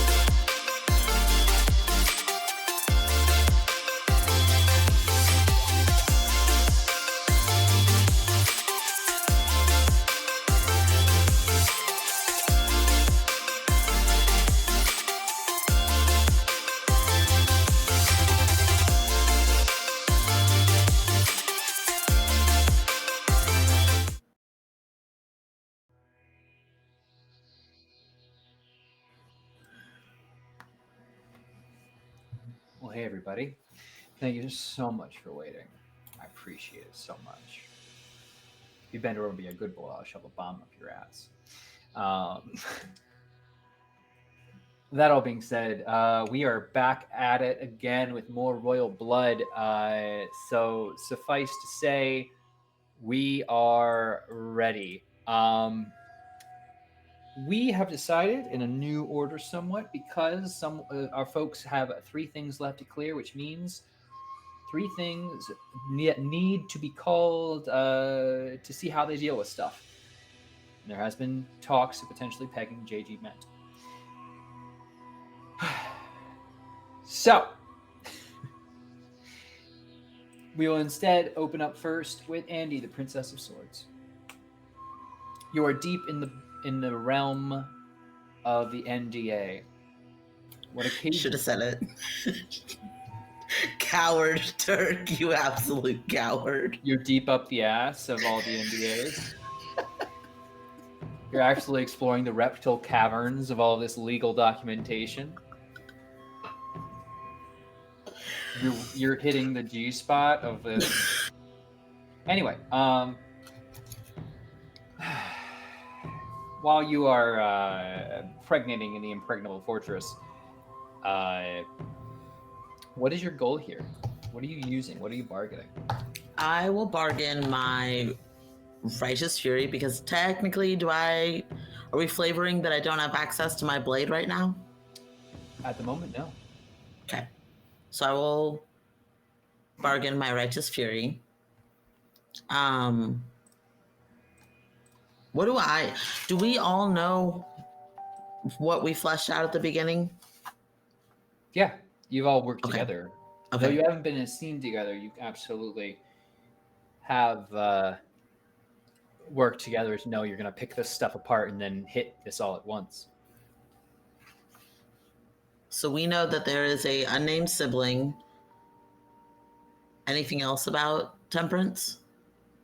That they are the one that the Empress is having an affair with, and they keep the the Guardian here keeps record of all things, and is having an affair with the Empress. I would like proof of that affair.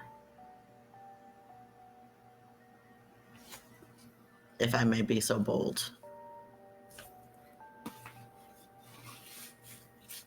So you're using Righteous Fury to try and gain proof of this affair, to broadcast and show off, to expose a crack in the Star's armor, so to speak.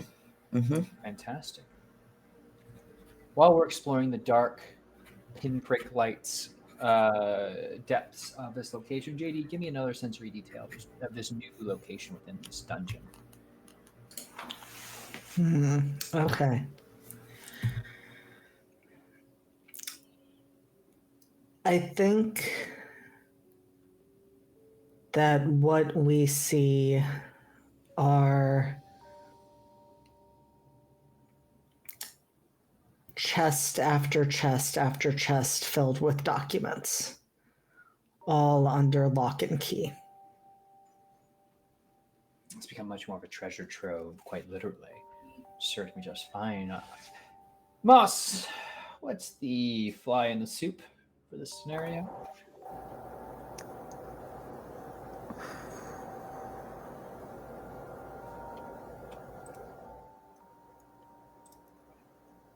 The evidence is not written in the language you know.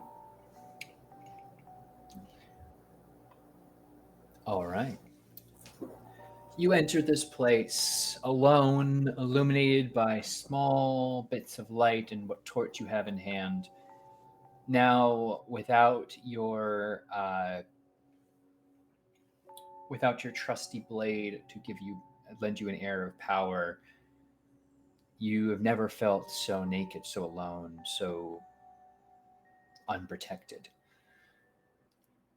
It's in that darkness a rumbling voice seems to come from more around you than from any direction. Who dares enter here into my domain? I stop walking, and do I have a torch even? Do I see Yeah, anything? you still have your torch. Okay. You okay. see what appears to be a few tops of the piles of chests and documentation you're just folding and falling over, and then what sounds like massive movement around you. Just somebody curious enough to try and find the information that I'm looking for. Curiosity killed the cat. I killed the cat. And you have much fewer lives. Look, I had to do a lot of fighting to get down here, and what I want has got to be so insignificant compared to all of the information here.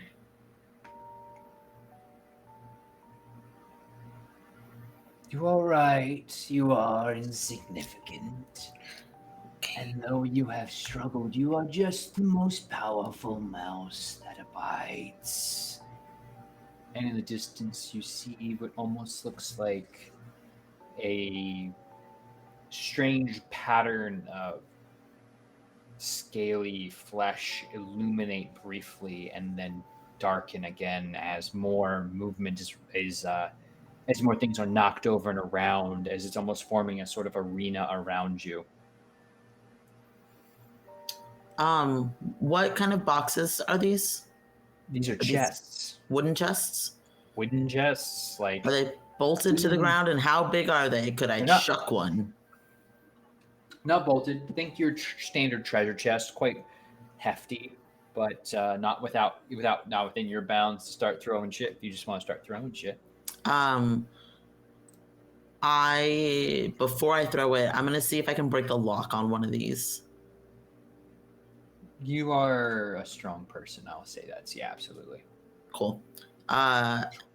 Anything look like what I'm looking for? Are there pictures of temperance on anything that I see? Temperance is the existence of the expired NTAs. Temperance is not the guardian of temperance. The snake buddy boy is the extra whatever affair? I mean, hey.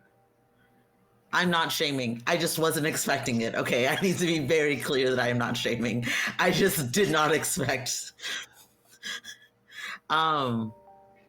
You open up and see the documents, or almost scroll like quickly pulling one, hoping that this might lead you to the information you need. It's all written in symbology you cannot understand.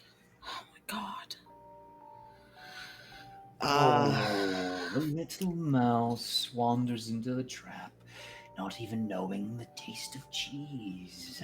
Look, I know that I walked into your own house and I'm wrecking your shit and I'm fucking with your stuff, and that makes me the problem, okay? But I would really like to leave. I'd love to be out of your hair. Oh, how convenient for you. You may leave. Maybe you will not, though. That depends. On? How fast you can run, little Oh, mouse. I hate that. And at the top of the head, you see a massive serpentine, almost wyvern-like mouth jetted with teeth, obsidian in darkness, and just as sharp crest up on top of the hill. I need to know what you're doing right now. I will run in the opposite direction, and I'm going to topple as many of those chests down behind me in the hopes that it creates some kind of an obstacle that I will not be eaten today. Fantastic. Now, as the area around you, you slowly start bringing the area down around you. Eventually, you're hit with a hill of documents at the top. It's almost like a light illuminates down onto one singular chest that actually seems to be marked with a particular house symbol, the House of Swords, there on the top. A sign, perhaps, behind you, a raging serpentine wyvern, a landworm, perhaps, coming up behind you, and this is way too hopeful. I'm sorry. Much better. Okay, come on, Turk. I gotta cut that music. It sounds too nice for you. But you can begin your climb, and all thoughts flood back to the fact that you are not someone who should take power. You should not be here. What you're here for is wrong, and it's almost like the intense pressure and knowledge of what's in here is pushing you and driving you back to accept almost the serpent's jaws. But I'm assuming you're attempting to push through this. Absolutely. I've drawn a card. I would like to grease the palms of fate. I've drawn a second card. Your first card is a 2 of stars. Oh, jeez. Your second card is a 3 of cups. Jesus fucking Christ. Now, your righteous fury is gone as you struggle and work your way up to the chest just in time to pry it, just to slice it open as your foot is grabbed and tossed, not to the side but skyward, as you crack through what feels like must be the surface, as the stars that illuminated were a walk of fame of sorts. Your upper body now taking the place of some important or something or other's form. You are no closer to understanding, and all that rage that filled you feels so empty and ashen in your mouth, all the more clear. Now, would you like to use a twist? You still have yours.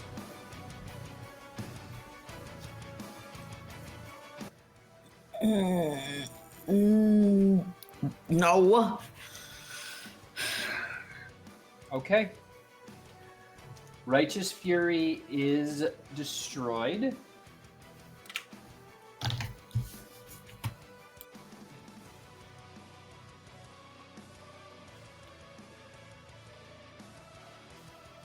And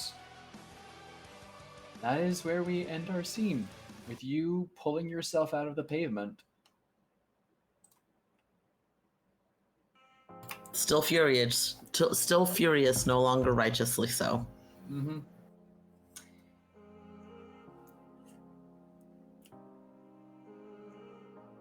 Anyone else like to go next?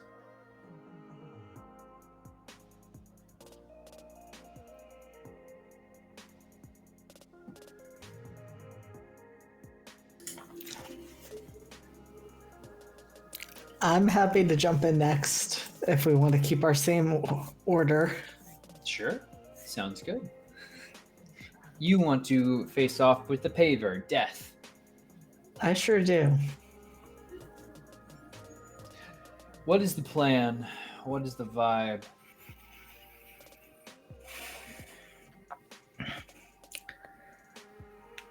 Well,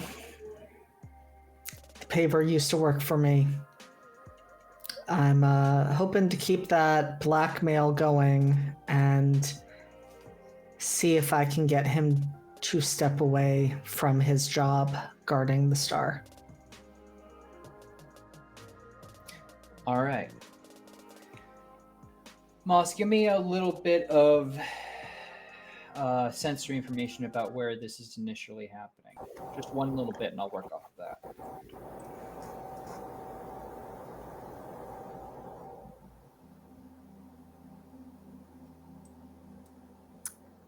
It's gravelly.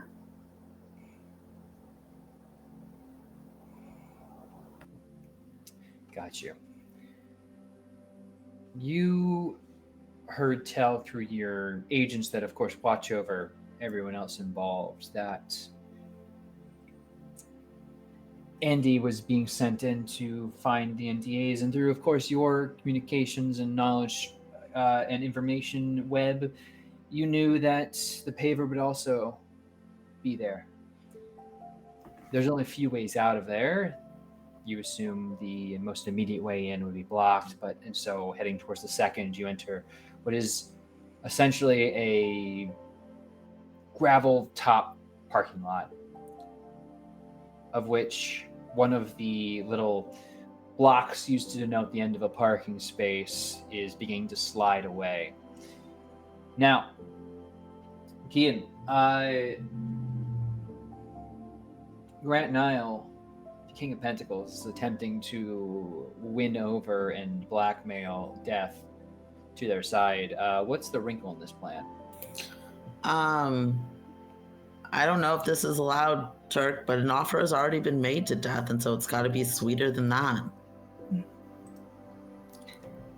Can I make things harder for myself? Yes. Absolutely, yeah. Stack it up. Death has a sword that kills kings. Hmm? Okay.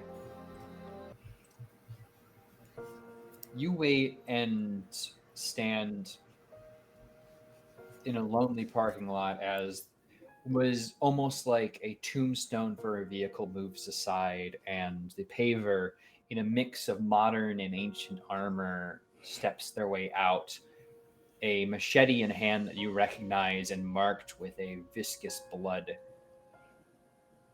Something having happened that you don't know.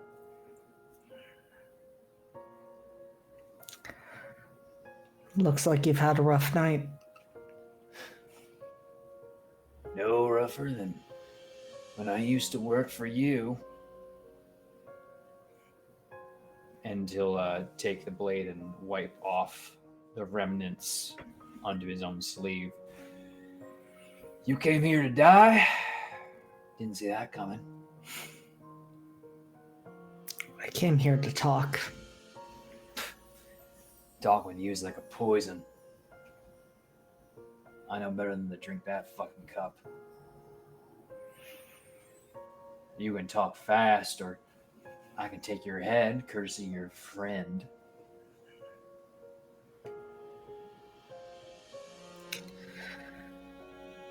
The person who wields that blade is no friend of mine. Fascinating. Well, then maybe I'll give it back to them. See what they think of that little comment. Seeing as you were all working together to usurp my employer.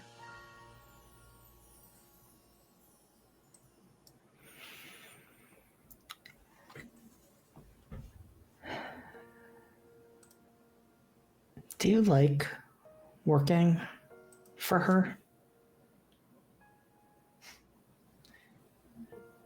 She has a constant influx of little fuckers who want to take her spot.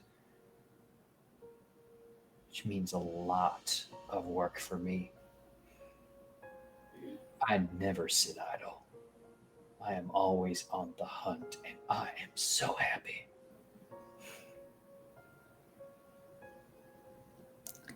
Wouldn't you prefer to hunt for prey you choose rather than prey you're sent after? Prey I choose is what I'm sent after. This whole city's rotten, and I get to cleave away at whatever spots start growing beyond what's necessary. Maybe someday I'll get the core, but until then, I'm more than happy to strip the outside bits.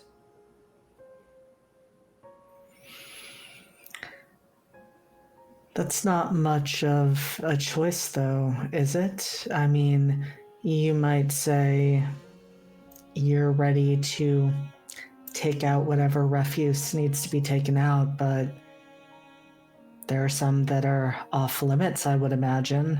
Oh, you don't imagine that was different than working with you? You think you're somehow better? Like your intentions are nobler, your enemies more interesting? It's always the same. The same little petty squabbles turning to blood feuds. What difference would it make? I just have more now. I've been promised more. Has that promise been delivered on? Because what I see is someone who now can't even choose their own name. Do you like being called the Paver? I don't know. Do you mind being known as asphalt in my path?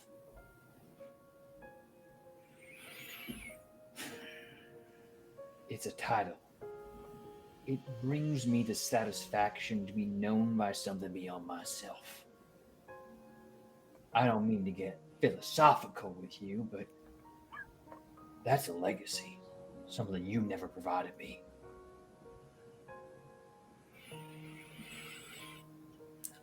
And how long until she has someone else take up your title until you're no longer useful?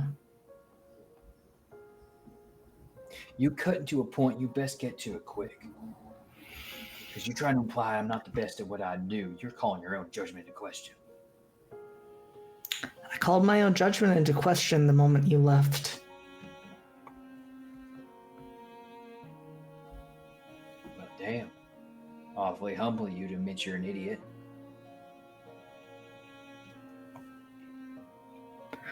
I'm telling you that you deserved better when you were working for me, and you deserve better now.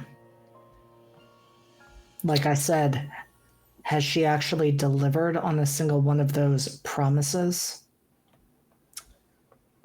What are you bargaining here?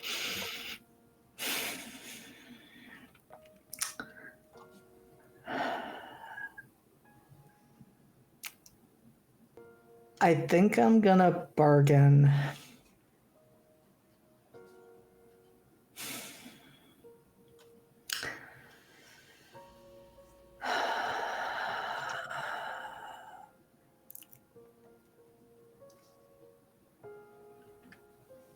I want to say bind them with a glance. Bind them with a glance. You want to drive the feeling of servitude back into the paver. I'm actually going to retcon that. People are scared to say my name. You want to offer the glory of being a valuable employer. I like that one a little bit better as well. Yeah, I agree. I think we've argued our way into a card pull. Would you like to grease my palms?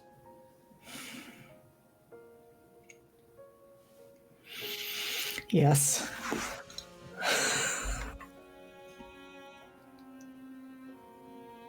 Ooh. All right. Your first card is a 2 of cups. Your second card is the Ace of Cups. Let's fucking go. With an ace, there is some difference. Because that is not a yes and, that is a yes and then some. Once the icon has no more coins, which is going to happen right now, the row who placed an ace against it takes it as a facet of their own. Paver looks at you. Your prey's pretty damn big. You're gonna need a hell of a fucking headsman to cleave that neck off.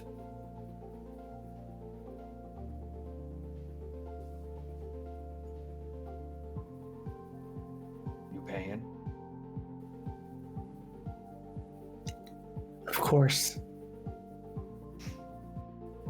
Well, hell. Can get a good knuckle crack on that, unfortunately. But imagine he really cracked his knuckles. Guess I'm fucking working. And he'll chuck the machete for your friend. I imagine they're somewhere on the boulevard right now, pulling concrete out their ass. You can tell them the little stunt they pulled bought me some time to cut a serpent in two. Pass along that information. Pleasure doing business with you again. Pleasure's gonna be all mine when this is over.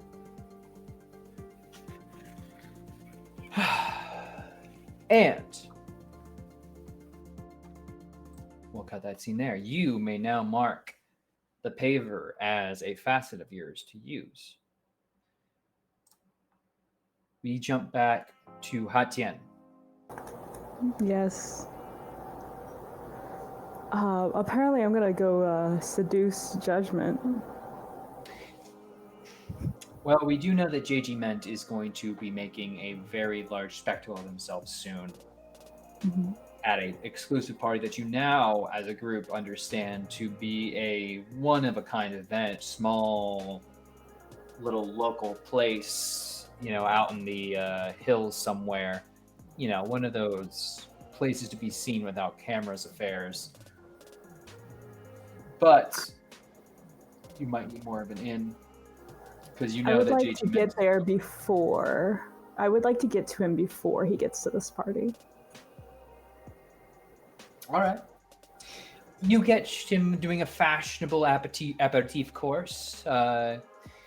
The decor inside is a flurry of sliced lights that seem to cascade over ice that's perpetually stacked up to create a veritable kaleidoscope down onto the consumers below. The menu is mostly fish-based, but the fish you can never place exactly where it's from, being that they just say the ocean. You might ask which ocean, they say yes.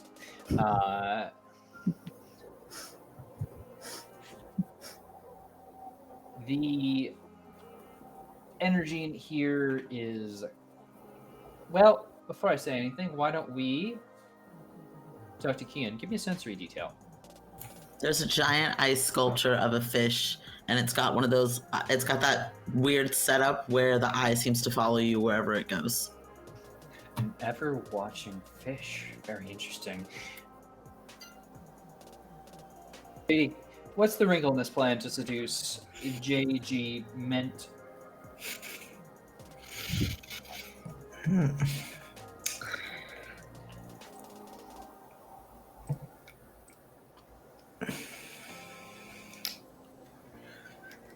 I think the wrinkle is that this is a man who somehow does not understand flirting.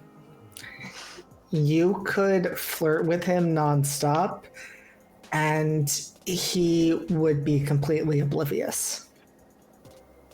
Okay.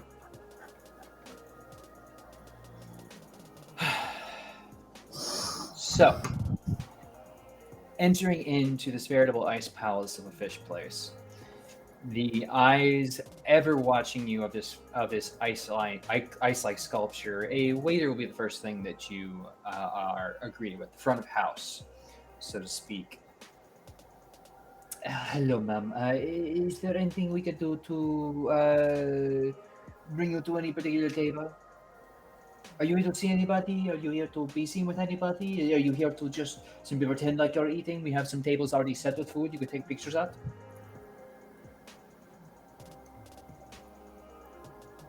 Sorry, pretending to eat killed me. It's City of Lights. Yeah.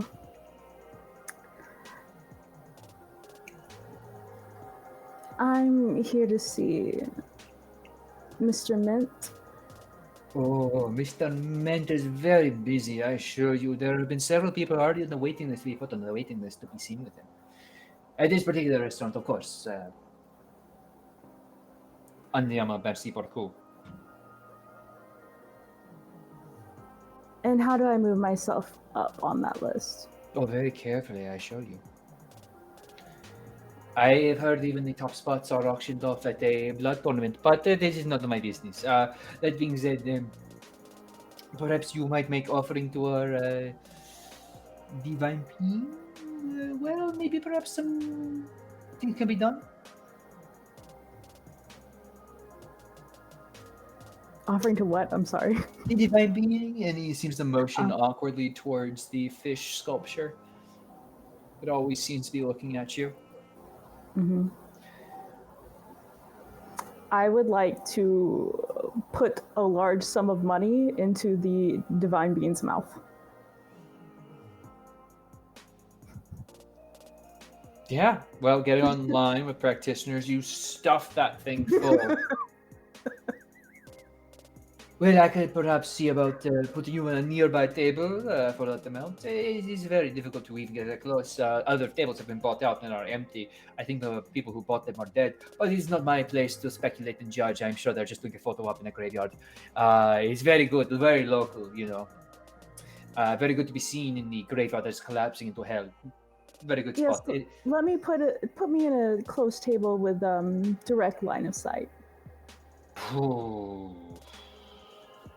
And I put a sizable wad of cash also in his pocket.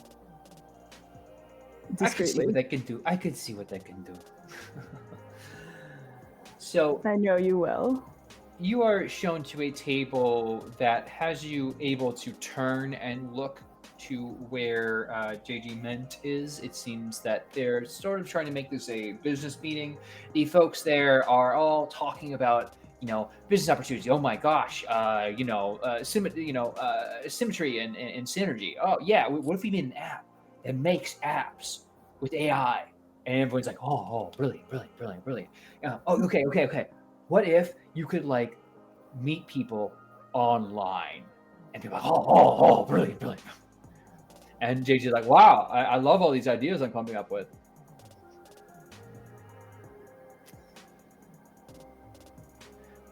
I will also say that Hatien is also still in the bikini and just has a fur draped over it.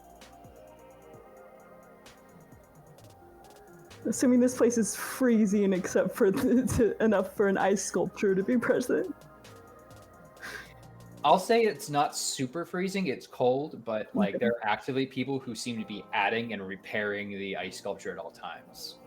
Very itinerant repair crews. So, you have a plan to be seen. I'm assuming you're using your Impossibly Beautiful? For this round, yes. So, what are you using in particular to get the attention of JG Mint?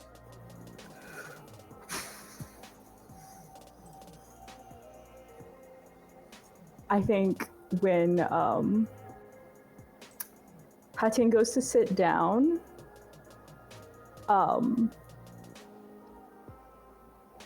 they make direct eye contact with JG Wentworth and take their coat off and put it on the back of the chair before sitting down and crossing their legs elegantly. All the while making direct eye contact. I've got one card up here. Mm-hmm. I don't know what it is. Mm-hmm. Would you like to make it 2? I do not have anything to grease your palm with. Don't you have one? I used it. You got it from the devil, remember? You drew a 10?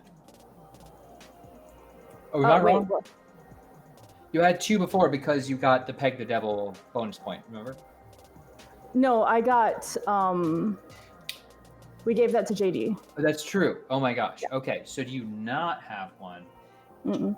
D's got one. Mm-hmm. Brain, okay. I could have sworn you had one, but it doesn't matter. Okay, you ready? Mm-hmm. The Page of Cups. Which means that you lock eyes from across the room. Music's a boom, and he, Anyway, someone's gonna get that reference, but probably not because I did a bad set pointing out. But he's going to stop and look at you, and go, "Oh my gosh, everybody! Wow! I think I'm totally being checked out right now."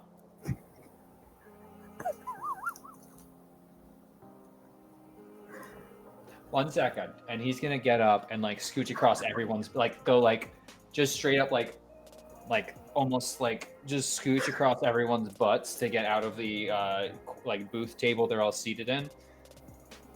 Oh hi, he eventually says, going over to your table. My name's JG Ben. You've probably heard of me. I'm kind of a massive deal in the technological space. No, I'm actually not familiar with your name. Tell me more about yourself. Oh, well, I'm like a self-made cajillionaire, and that's pretty important. And I'm actually going to a party later. So like, I'm going to be a big part of that. You should totally like also be there, because then I could also, you know, I Would you think like that me to be? a what? Would you like me to be your date? No, I have plenty of calendar dates already. I don't think we should add more. Would you like me to be your +1 to the party? I don't think I'm allowed to bring addition into a social situation. I'm like way too smart for people with mathematics. Would you like to fuck me?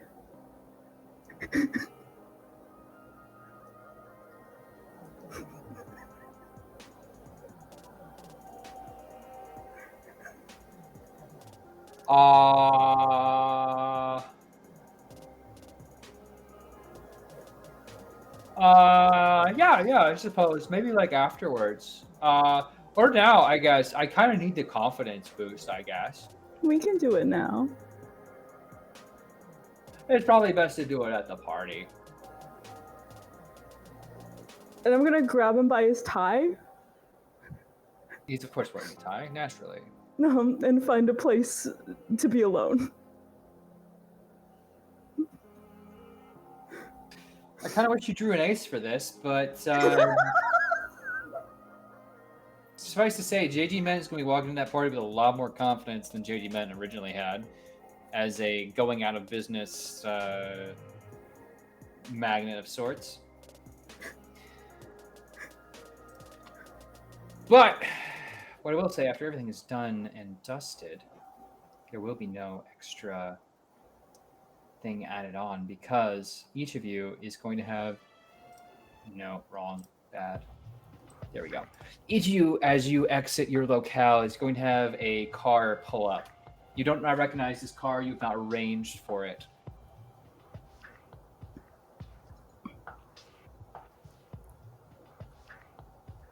But it is there, and the driver indicates it's for you. It is not indicated that you have a choice in getting in.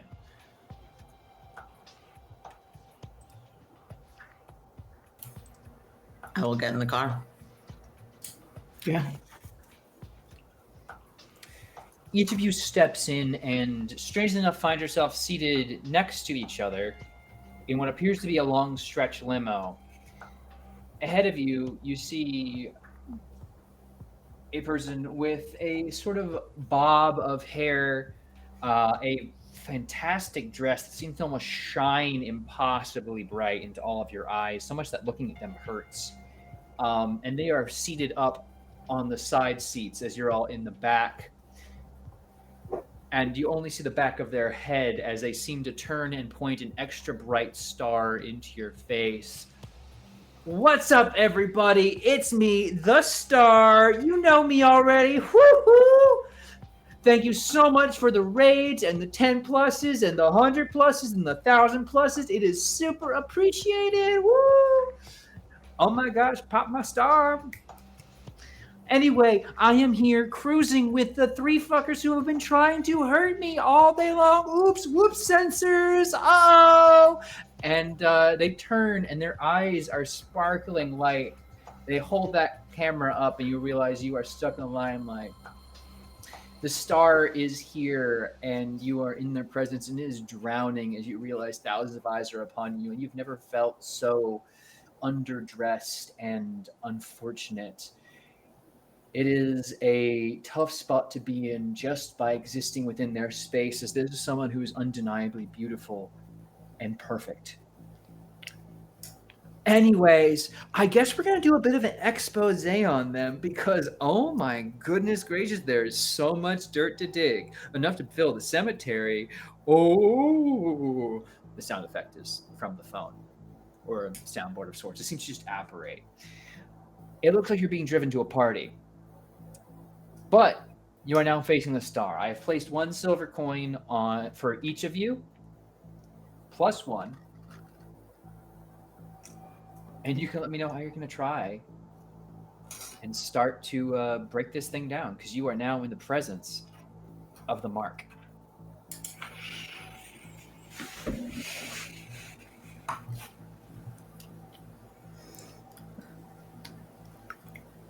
I don't know if this counts as a free action, but I would like to hand the sword that kills kings Absolutely.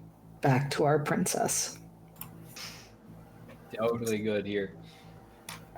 Andy looks quite surprised, but will take it. Doesn't say anything else. Just kind of nods. There is just an exchange of nods.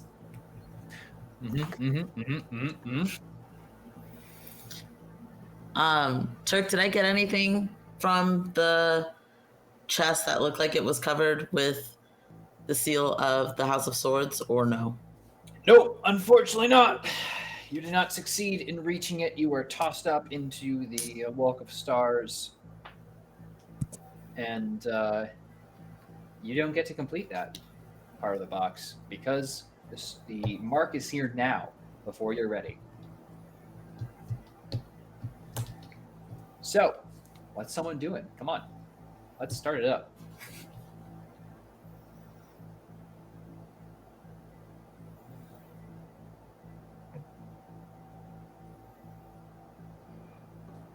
You have your dirt. You've eliminated people who are here to protect them or put them on your side. You've done as best you can. I believe in you. The chat might not, but cards will decide. So, who's going?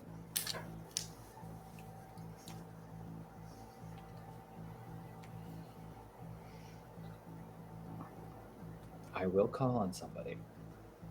I am not afraid to call on somebody.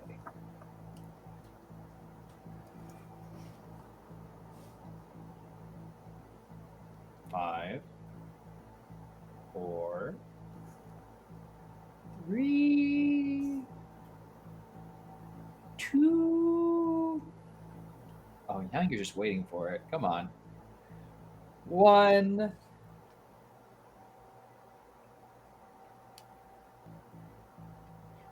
Ooh, looks like Hatien. You're up first. What are you doing? God, I can't think of anything.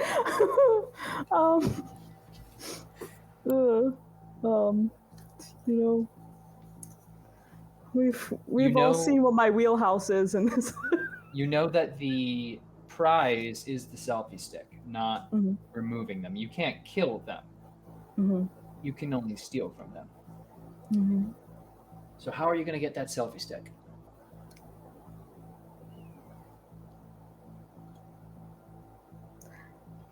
If Hatien is impossibly beautiful, yep, is there a way to challenge the limelight enough?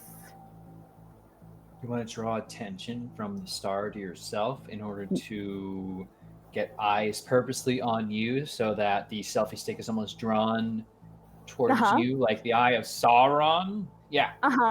Absolutely. So what are you doing in this moment? Just give me a quick little breakdown, because this is going to be pretty fast. I want to be respectful of everyone's time, but also this is meant to be a very tight scenario. So tell me what you're doing. I think Hatien just kind of does a hair flip. Like they've just had sex. It was great for somebody. Double sex. You fucked the devil to death. And you fucked a business magnate who's not really magnet, but yeah, anyway. So they're very confident, and they're just kind of fixing their hair and just kind of looking at the audience seductively. Yeah, I've got a card here. You ready? Throw a coin on that. We got one just now, right? You said everybody got one.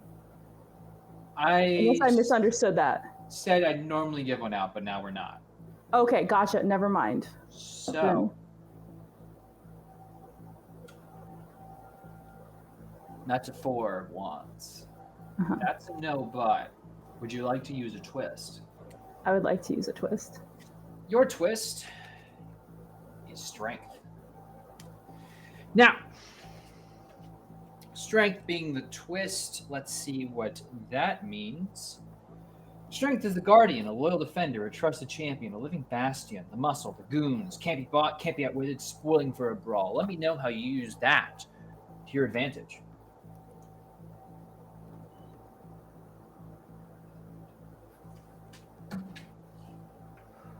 I have fans that are watching. Ooh, you have fans, and you have a fan in the moderators of this chat, perhaps? That sounds perfect. We're going to draw 2 more cards because now they're going to try and shift attention towards you. The first card and the second card, the Knight and Queen of Cups. Which means not only do you draw 1 from it, you also gain 1 of the silver coins on the star as attention of the staff is drawn to you.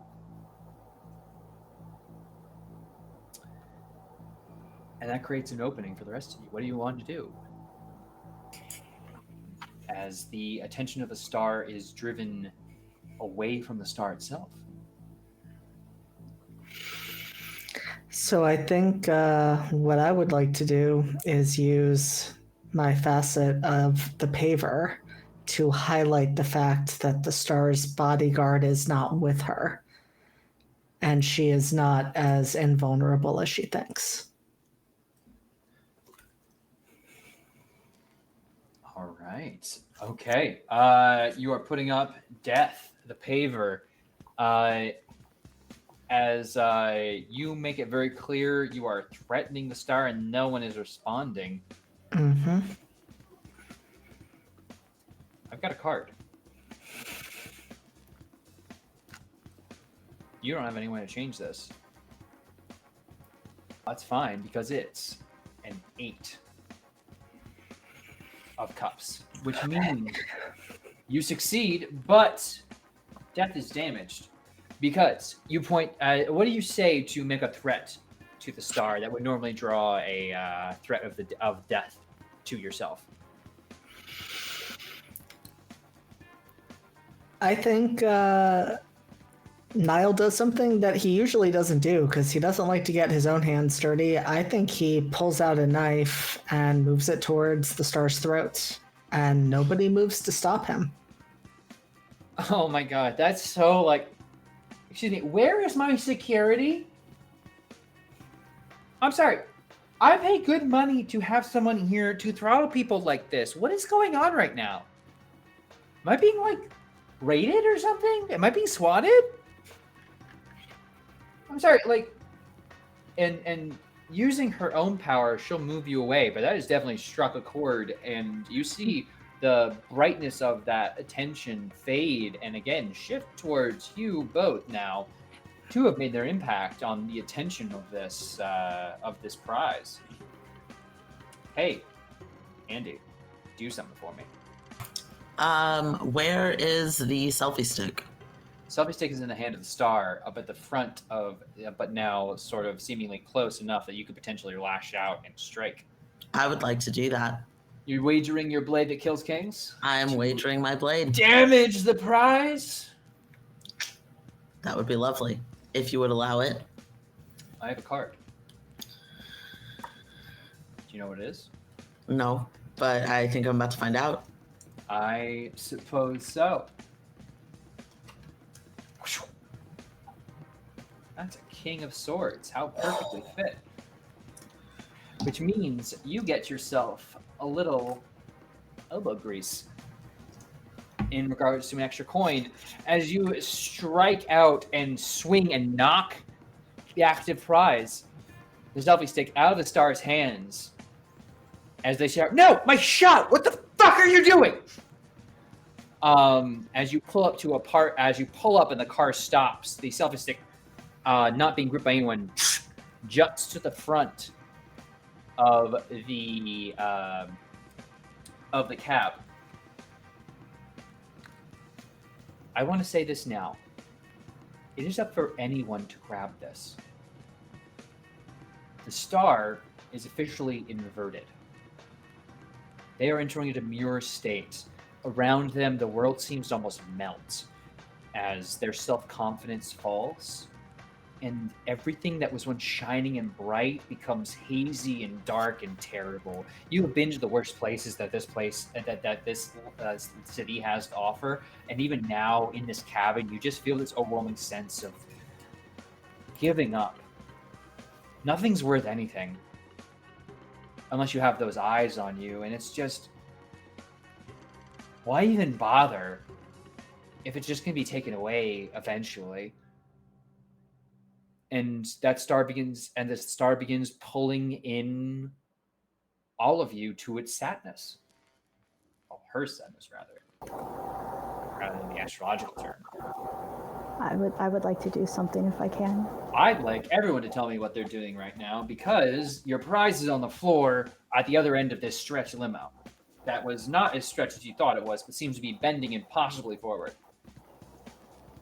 I would like to live in the space between heartbeats to get to it. Fantastic. I drew you a card. Mm-hmm. Would anyone else like to contest this potential prize getting? Yes, I would like to bind them with a glance and freeze them in place so that I can move towards it. I've drawn you a card. I will remind Moss, you do have a silver coin to grease my palms.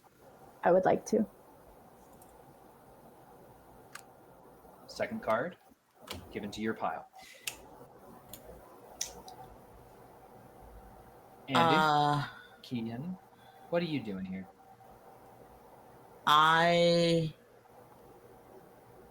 Wagering my blade. I will try to reach for it myself, and if I have to cut off the hand of somebody in order to get to it, then I'll do that. You have a silver coin as well as your twist. I will keep that in mind for you. Okay. Yeah, I'll go ahead and grease Fate's palm. Thank you so much. Now, I'm going to flip these to myself first and see what we got. Okay. Okay.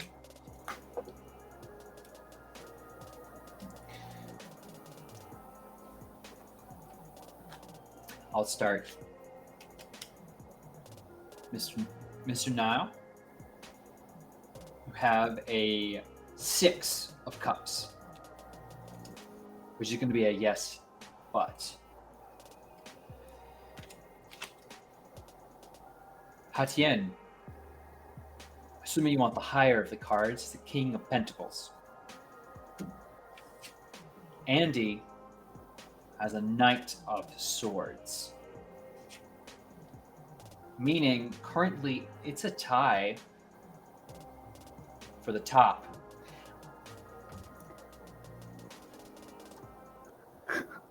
Andy, would you like to use your twist to draw 2 more additional cards? And I have to draw an ace in order to win? In order to definitely win and not have this go on to another round, it would have to be an ace. Then yes, I would like to do that.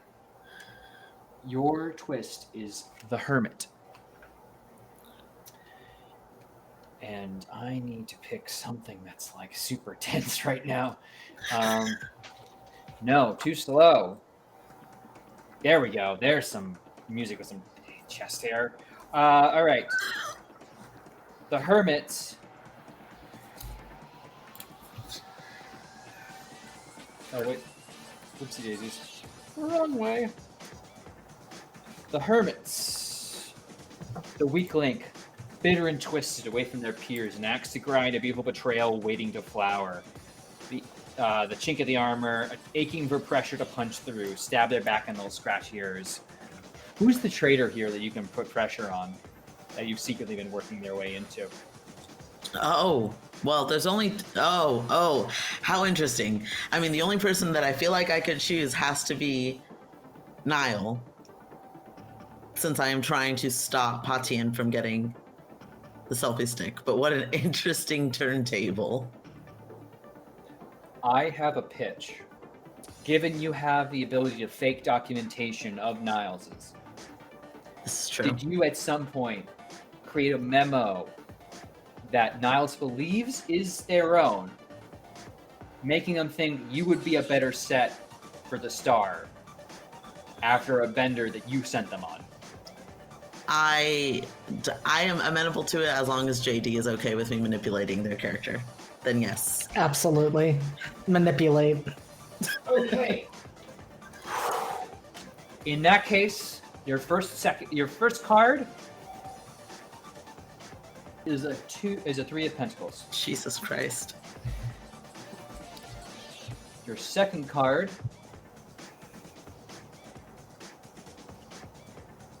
is an Ace of Wands. Oh, shit. Tell me how this goes down as you swipe back at the group, but that does not stop them as Hatien seems to move further than you can think and faster than you can possibly comprehend. But you know in your heart that if you reach for it, someone else will intervene on your behalf. I reach anyway with my sword, not with the intention of hurting Hatien, but instead I use it to flick the selfie stick farther from her and over into my direction so that I can then catch it with my other hand. Farther from them. I don't actually know Hatien's pronouns. I apologize. It wasn't stated, but I was just going with they, them. Okay. But it's fine. Flicking it away from them also works. into my We'll hand. go with Annie for them. Hatien, you watch as this gets flicked beyond your reach, and you turn to look at your companion. You thought who would be solid for you, to be fair. You swore they were in love with you. But then you turn a little bit further, and you are suddenly stopped and stunned for a moment that seems to escape your speed. And that is exactly as Andy takes up the selfie stick. The world focuses solely on you, and you feel this power course into you. To close ourselves off tonight, what do you do as the door opens and it seems the world itself unfolds before you to your whims? A party has been set out in your favor. I make sure that every single nice, fancy event that I go to, the King of Pentacles is never able to attend.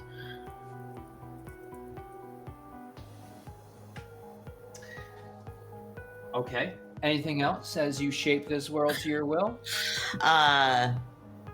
No, I think that Andy was motivated the entire time by wanting to prove that just because they're second born doesn't mean that they can't be one of the rich and wealthy and powerful. And so they are just as awful as the rest of them. They do nothing to change it. They do nothing to improve it.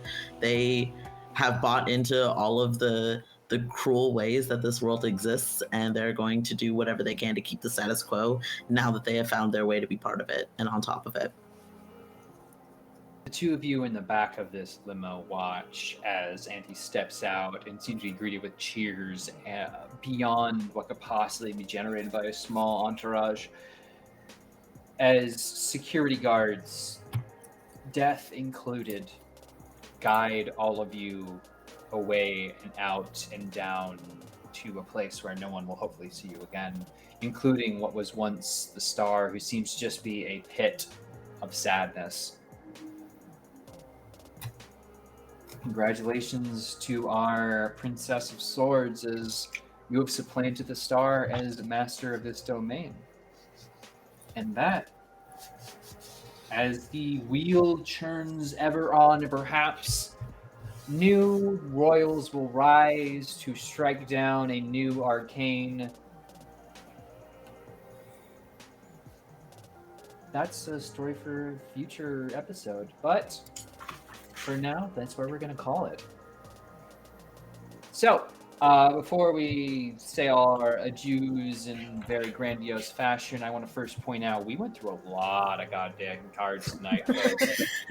I was looking at this like, that's half the goddamn deck, and I was not expecting this. I'm like, oh, it's just a few card pulls. It's like, no, you greased some palms today. So good job on that. But Also, before we go, I would love for you all to, in the order you introduced yourselves, tell the people who you are, who you're playing tonight, and where they find more of the exceptional work you put out into the world. I believe we started with. Oh, it was me.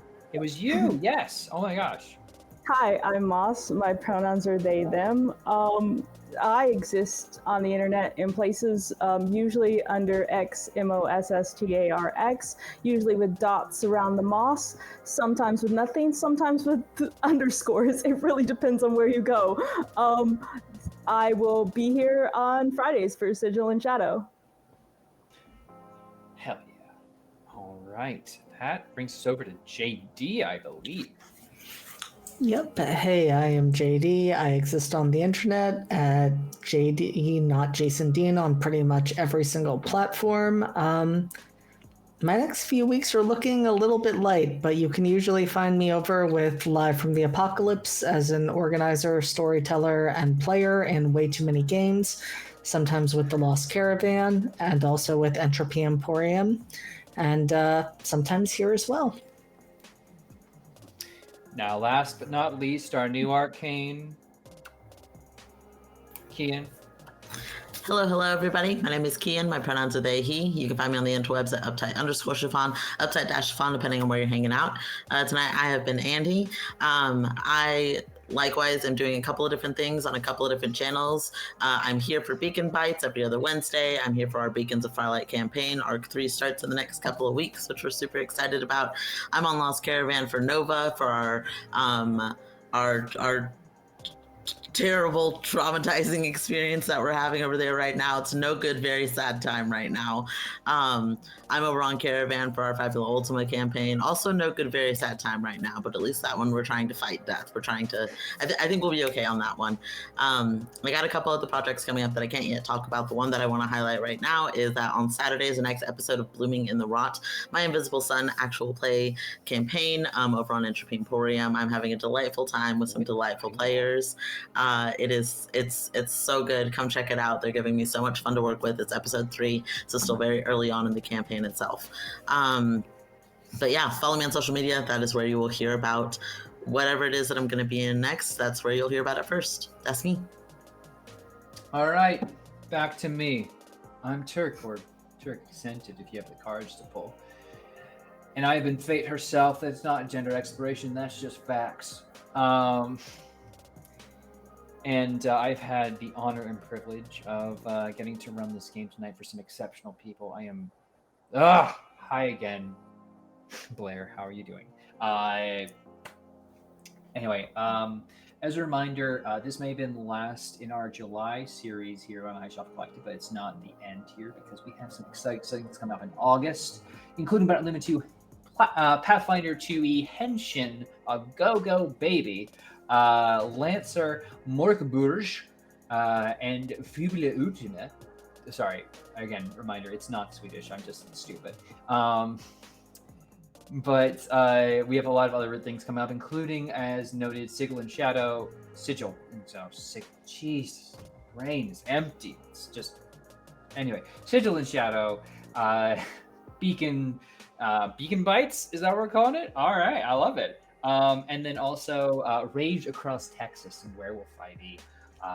So go AU on August 5th. And make sure to join the Discord if you haven't already. That's the best way to keep up with these shows and meet this awesome community that we play a lot of really fun games together. So make sure to follow us on all the socials and join Discord if you want to see all these cool folks in a more casual setting where maybe I'm not wearing so much bling and so much tight bound stuff. I swear I'm casual sometimes. That being said, if you want to see more of me and you like the words I say and my face in general, weird. But if you want to, I'm taking a bit of a break coming up because I have to go subsume myself into the light of the dark moon in cold waters. AKA, I'm going to go take my white people vacation up to Maine. But after that, I have a bunch of really cool stuff, including the start of Cthulhu Week over on Lost Caravan RPG. And if you haven't had a chance, there's still signups available there. I'll be running a bunch of stuff. I got some Call of Cthulhu, I've got some Lex Arcana, I've got some Weird and Wild, I've got Delta Green, and there's everything in between all of that. It's going to be a really great week raising for a bunch of money. I believe for the Palestinian Children's Fund. It's for a good cause. We have a bunch of really good stuff, including but not limited to, if you are in the US at the very least, I can promise you a full slipcase of Delta Green could be on your front porch, as well as, of course, shaping the narrative. We will be bringing back some cool stuff and putting me through some horrible scenarios in the future, I'm sure. It was a really fun time last time, and so if you haven't signed up, please do. Beyond that, a bunch of really cool stuff. I run Oathsworn and Tears of Divinity over on Neon Lights Roleplay. I'm also a member of Bioshadow Peace, where that's going into its finale. That's a Wrath and Glory game. Just follow me on socials if you want to know more. I've taken up way too much of y'all's time. Big shout out to my cast. They are incredible. And I hope they had a great time tonight because, oh my gosh, they deserve so much with the energy they brought and the characters they built. If you haven't already, Royal Blood, a game of cards by Grant Howitt. Buy this game, run it with your friends, run it with your enemies, run it with those you don't know yet, and learn a lot about them. It's a great game, and maybe we'll see more of it here on this channel. I was told there was some interest, so this might not be the last you've seen of me. Anyway, that's all we have for tonight. We're going to send a raid over to somebody cool and awesome, so make sure to send them some love, and be good people. Be better people than you think you can be. We're going to rate some Happy Jacks. See you then. Ow. Good night.